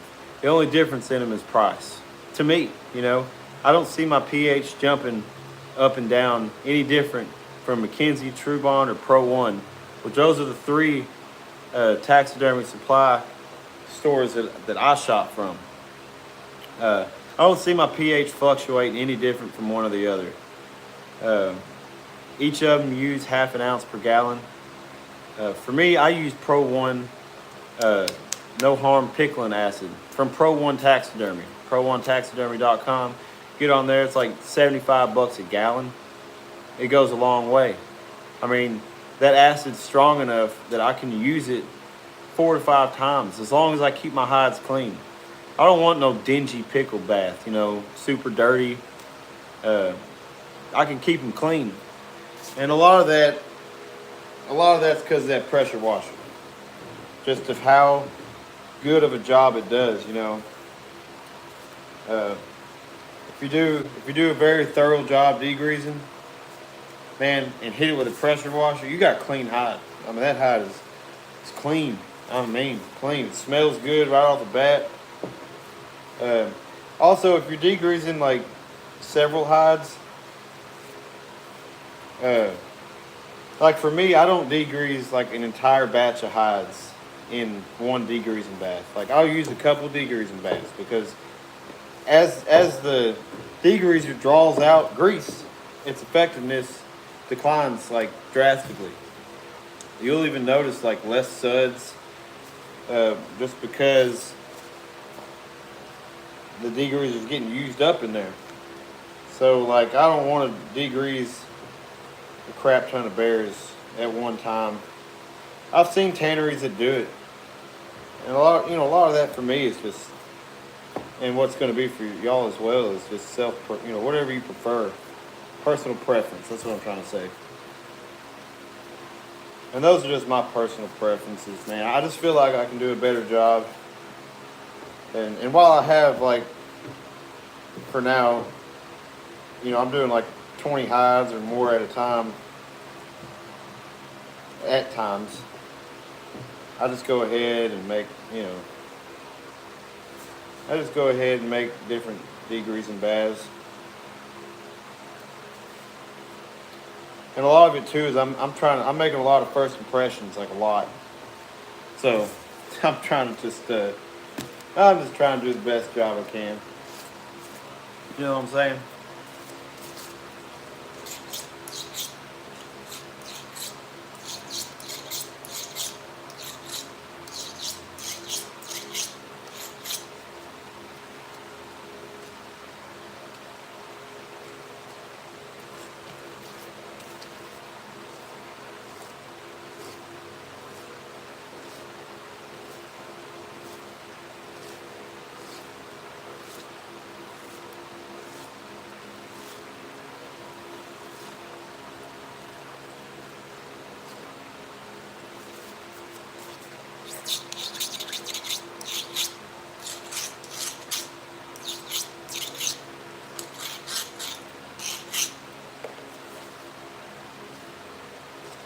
And I appreciate y'all asking these questions, man. It keeps my mind sharp on it.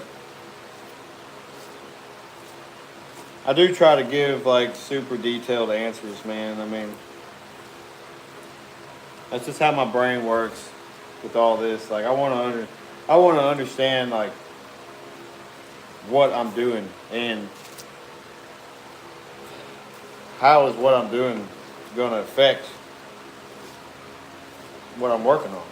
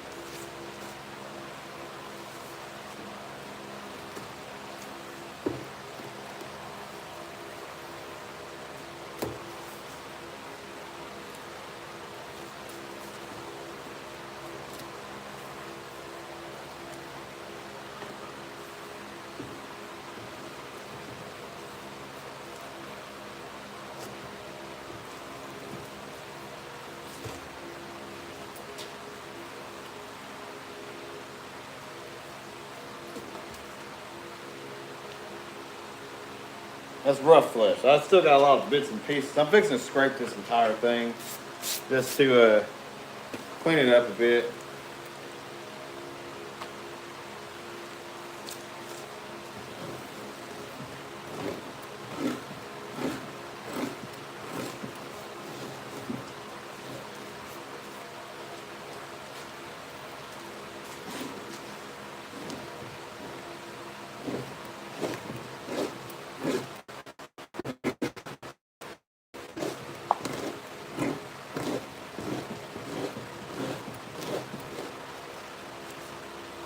See, I'm just taking off grease, man.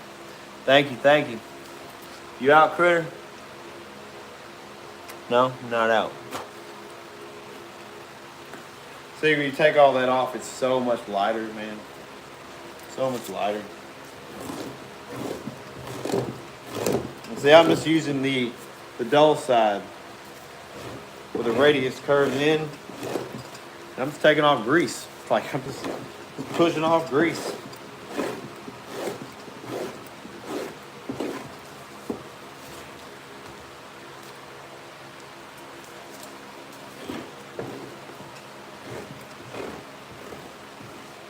Just going all around it, getting off excess stuff, little pieces that are left on there. Again, you can achieve the same stuff with the, thank you, Oak Ridge. You can achieve the same results with a freaking, what is that thing? Yeah, meat cleaver, man. Meat cleavers make a good flushing knife. They really do.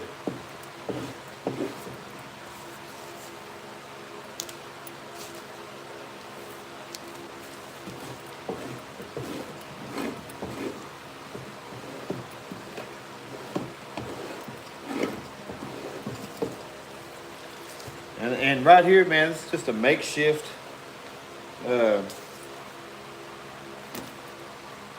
flushing setup, man. I just threw something together real quick.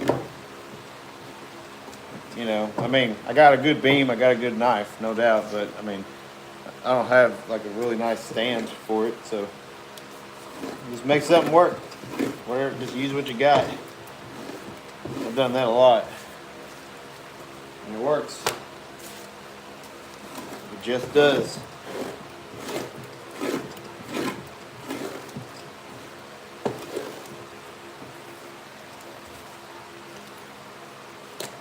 Man, dude. So when you're doing beavers, you don't do their feet and stuff, right? You stretch them and dry them like that. Then you add your oils. So yeah. Like, I can show you right now. Check this out. I'll show you right now. So when you're skinning a beaver, if you got a beaver, like I've got right here, you take the, let me see. Yeah, you just cut right around where their heel is. I hope you can see that. You just cut right around it on all four of them. Split them from the bottom chin all the way down the tail. This beaver, hold on just a second. This beaver here actually is going to have the tail left on. And this beaver's been tubed out. These are awesome pelts to do. You can leave the tail on it. And I've split the tail, you have to. Anyway, that's going to be a cool one. Very unique. But yeah, you can stretch them out, and that's called blocking the beaver out. So, you know, and the whole thing is the timing of doing that. You know, I'm not going to block a beaver out like that until after I've tanned it. And I put the oils on it, and I start letting it dry like that because these hides have memory to them. However you have them, they will hold that shape. So yeah, you want to put them on like a piece of plywood or something like that. What's up, H&S?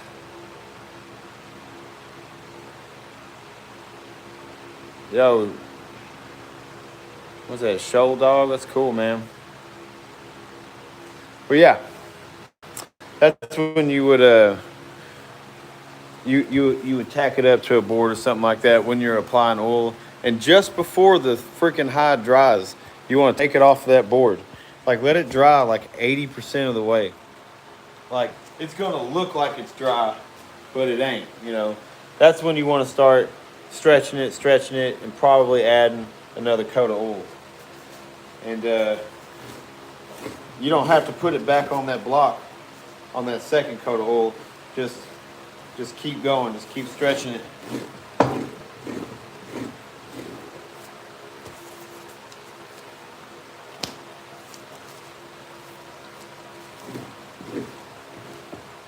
And a lot of this, you know, y'all, is just, if you're wanting to try to learn how to tan hides, is gathering some information and just getting after it.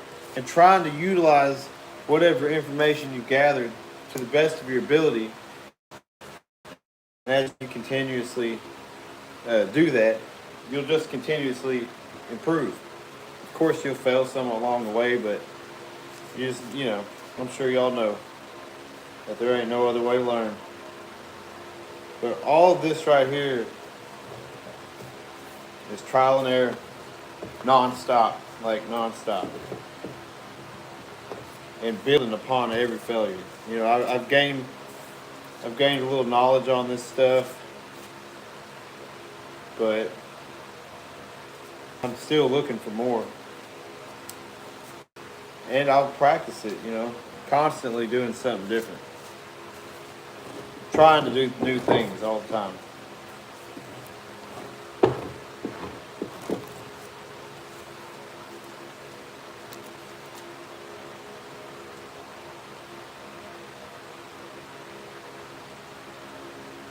Yeah, you totally can. Leave that tail right on there, like how, let me see. Here's a coyote right here. Look at that coyote. You can just tube it out, just like this. A beaver. But you just leave the tail on. A lot of people don't, but you totally can.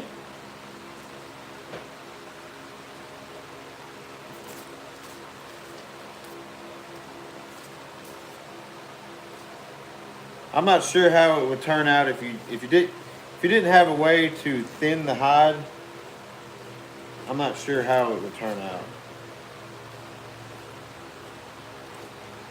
because right around that tail is super thick, and the thinner you can get a hide, the easier it is to soften. You think about it, the more leather you have on there, the more leather you got to work and try to soften. So I don't have any videos on dry scraping, but if I wanted to thin a hide out, I would definitely look into that. So right here, right now on this face, I'm just going to take off this face. When they skinned it, they cut some pretty big holes in it. I'm just going to take off a little bit, the bulk of what's hanging, and I'm probably going to leave it just like that, honestly. Dude, I've got something called a mini flesher. Y'all, I'm spoiled rotten, all right? I am spoiled rotten with when it comes to with these tools and stuff. Like, I come from doing this stuff by hand, doing it the hard way, all this and that. That's where I come from. But nowadays, like this little tool right here, I can do. Let me clean that up a little bit. I use this regularly. All right, it's a little air power tool. Hit that handle, that blade spins. That's a guard right there for it. Man, I can get around the faces of anything, any little tedious spot. But I used to use razor blades when I was flushing the. Thanks, John. Thank you, Oak Ridge. Yeah, hunting stuff. It was case skin. I call it tubed out. A lot of people call it case skin, but yeah, that's what it is. But I used to flush the faces with razor blades, and I still do. Like, I still do a lot of it with razor blades. Like, I'll skin the paws of a bear with razor blades.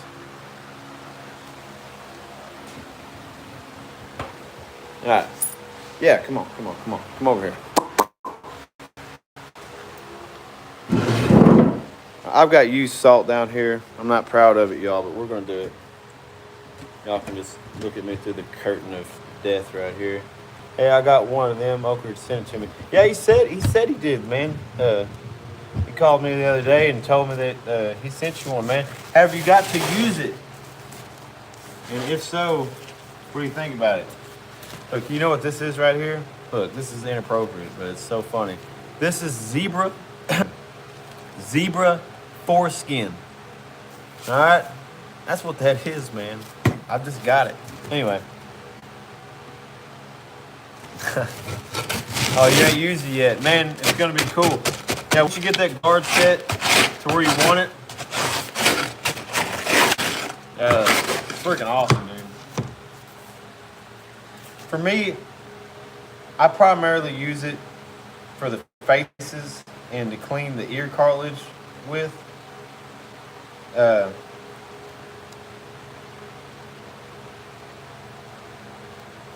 Oh yeah, no doubt.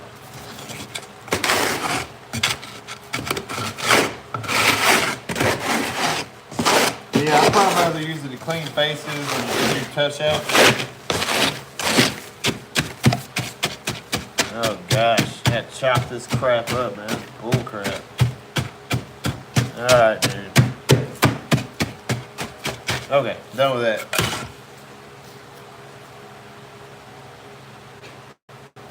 So I'm just laying this beaver hide out. You can see it now. Nice, clean. Look at that, man. I love that. Alright, let me get y'all back here so you guys see what I'm doing. And alright, this is gonna have to work. Because my tripod is going to flip around, do all kinds of stupid bull crap. There we go. That'll work. Alright, so ideally you would want brand new salt. This is a half and half little mixture right here. So what I'm gonna do is just put some salt on it. When you're putting salt on it, you want to get a lot of salt on it. You don't want to skimp out on the salt. Now, I can go to a co-op and spend freaking $20 on 100 pounds of salt. And it ain't nothing for me to go through that, but rub it in real good. This is used salt. I'm only doing it because I'm in kind of a pinch right now. This hide thawed out before I expected it to, so where this hide's folding, like right here, you can't see it. All right, if it's folded like that on the edges, make sure you open that up and get in there, man. Like you really need to get everything freaking covered in salt. Like, especially if you want it to stay salted for a pretty good amount of time. You just want to make sure you get salt everywhere, around these legs, all this and that. So, like if you take a long time to tan a hide, to flesh a hide, like I always take a long time to flesh a hide when I'm doing a YouTube live, because I'm focused on answering questions and engaging and stuff like that. The hide's gonna dry out a little bit, like the skin is, and so the salt's not gonna stick that well.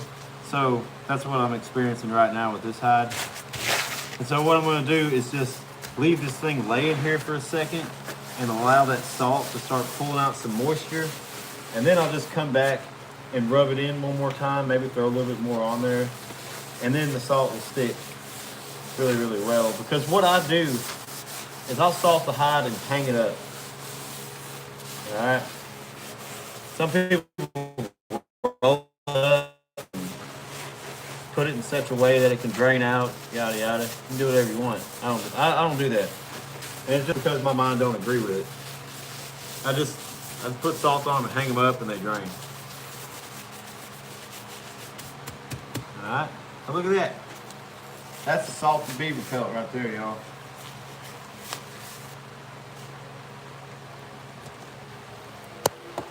And of course, I didn't have a freaking bucket or nothing to throw that in, so I got a big mess to clean up. We got the bad boy. We got that bad boy fleshed out, and I got 4 more to flesh out tomorrow. And I had some cow hides that were shipped to me today from Louisiana. They're very small. They're 2 calf hides. Those always look beautiful, man. Calf hides are beautiful. Y'all want to see something?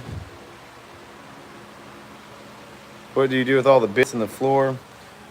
Man, if I had some chickens or a dog, I'd feed it to them, but I don't. So, I can throw it back here and other critters will eat them, or I just throw them away because where I'm at, I don't have any use for it. Y'all want to see something, man? I hope y'all can see this. I cut down a piece of cane today, trimmed it up, and I got it hanging from this tree, all right? But I'm drying it out. And I got a weight down here tied at the bottom of it because when it dries out, you know, I don't want it to bow up on me. But that's gonna be a cane pole right there. Can you see it? Yeah, that's gonna be a cane pole. Anyway, just random little thing I'm doing. I got a place I'm gonna do some crappie fishing under this bridge, man. I've been tearing them slabs up. And I got a little structure in the water. I'm gonna dip that cane pole down in there. There's some bears right here. So like this right here, this bear has been tanned, oiled, you know, doesn't look very pleasant right now. His ears are turned inside out, all this and that, you know. But he's still soaking up oil. You can't wait to go fishing, man. When you going? Oh, they make a good little crappie. You got one? Heck yeah. So I'm planning on, you know, drying that thing out like that. And you know, I'm gonna get some I don't know, some freaking burlap, not burlap, but some kind of twine, some little, maybe some maybe just some string, maybe some paracord or something. I'm gonna wrap the handle up, but I'm gonna epoxy the whole thing and kind of rig it up a little bit. For some fishing line, I got some fishing line right there. Yeah. But yeah, no, I'm pretty excited. Man, I got some crappie right here. I got whole crappie right here. Hold on. Sometimes I get pretty busy, y'all. Don't judge me on this, all right? Sometimes I get pretty busy. I might stop at the creek for like 10, 20, 30 minutes. And, you know, if I catch just one or something like that, I'm just going to throw them right back in. I'm going to throw them back in here, but old crappie right there now. Now, I'm going to thaw them out. I'm going to thaw them out and get him done up, man. I don't know how big that crappie is. He's definitely 15 inches long. And we got some more, man. That's probably 13-inch long white crappie right there. But I got an 18-inch long crappie up in here too. I got 18 and a 17. I'm planning on getting a skin mount on them. I would pull them out. Hey, man, I'm going to pull them out. I'm going to show y'all. I ain't got nothing else to do. They should start spawning here soon. Be moving up to the banks. Yeah, I'm waiting. I mean, look, as these cold snaps hit, wherever you're at, I don't know where everybody's at, but I know here in Arkansas, as these cold snap hit, you know, they're going back down deep, and they're not really doing too much moving around. But we're fixing to have some warmer weather here, and they will be coming. They'll be coming back up, and I don't know if we're gonna have any more cold snaps after that. But all I know is this weekend, I'm moving back in on them. That's what I've been doing so far this year, is I'm just playing the weather. You know, when it warms up and stays warm for a few days, man, I'm freaking out there. And they're up shallow. But as soon as these cold snaps hit, you know, they shut down. But you know, I've even been finding it. We'll have a cold snap one day, it'll be cold all day, and then that next night it'll still be a little chilly, but the temp's coming up. But you know, the sun will shine all day the next day, and it'll warm that water up just enough to be able to catch a few, you know. And that's what I'm doing tomorrow. That's my plan. I was gonna get these other crappie out, but I just ain't gonna do it right now. So I ain't gonna do it. Yeah, man, I got it a freaking mess in here, y'all. I appreciate you, John. Man, we all go fishing. Good luck to y'all too, no doubt.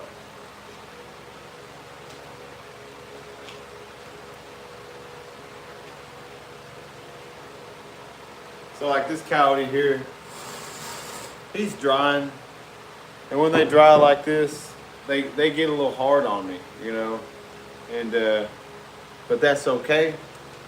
For me, my breaking process is gonna be different than y'all's. If you don't have a fur tumbler, if you ain't got a staking machine, especially if you're not using these oils, it's different. I mean, I'll put oil on a hide, let it hang up, and it'll start stiffening up on me. I'm just gonna throw it in my fur tumbler. You know, that's gonna be a done deal.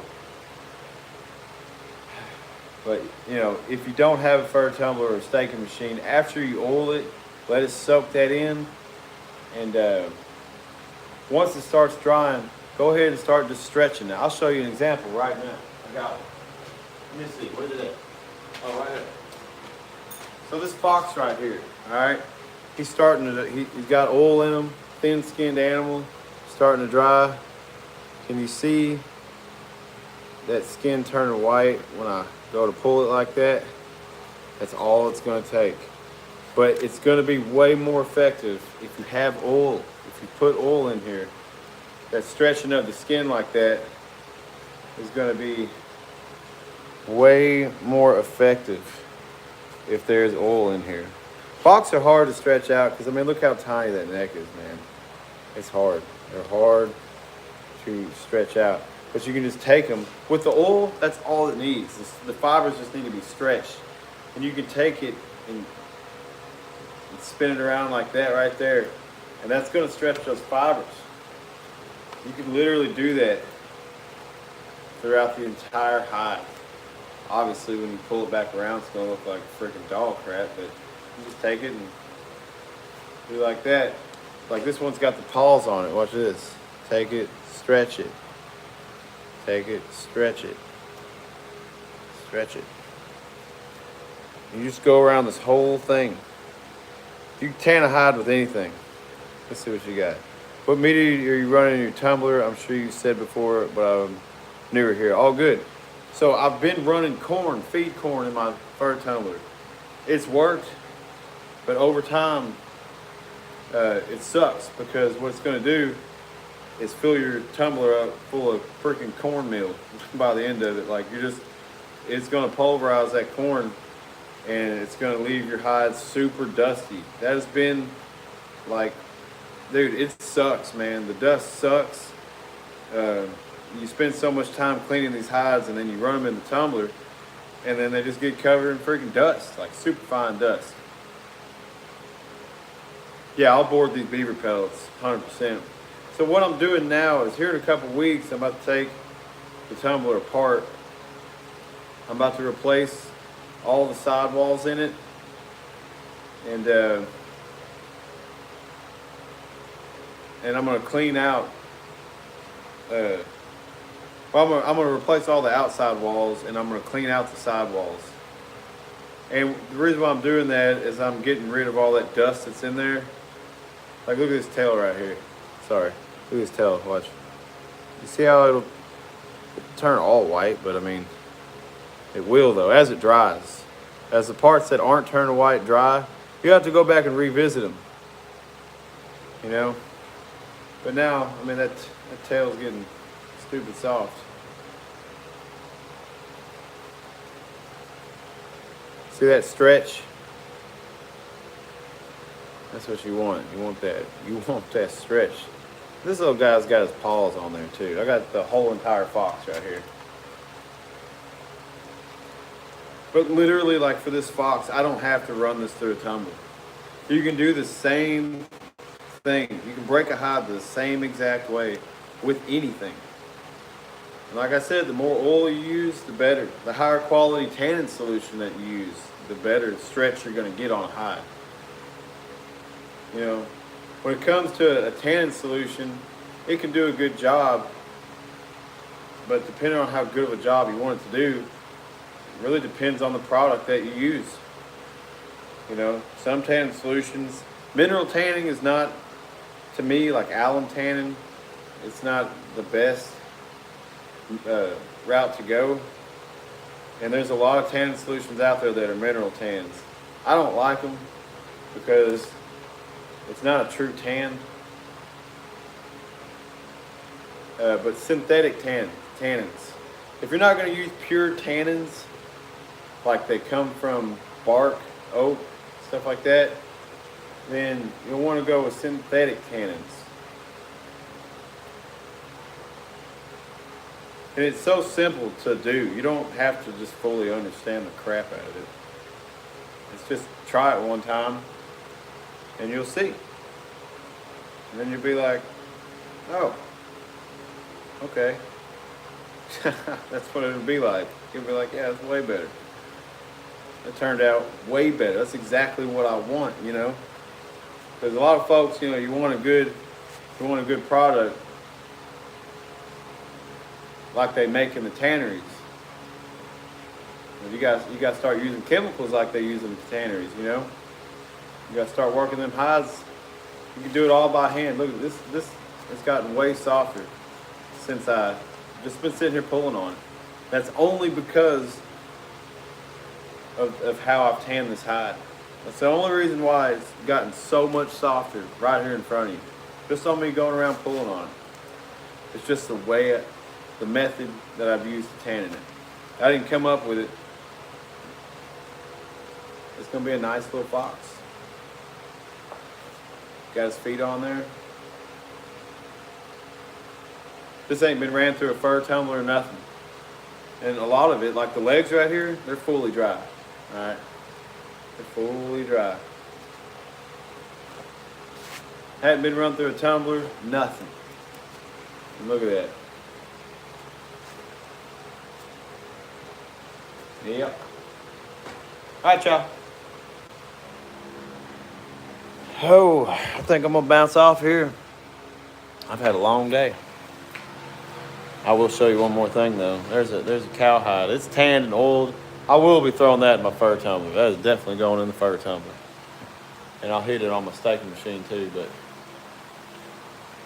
Alright, y'all. Thank y'all for watching. Later, Oak Ridge.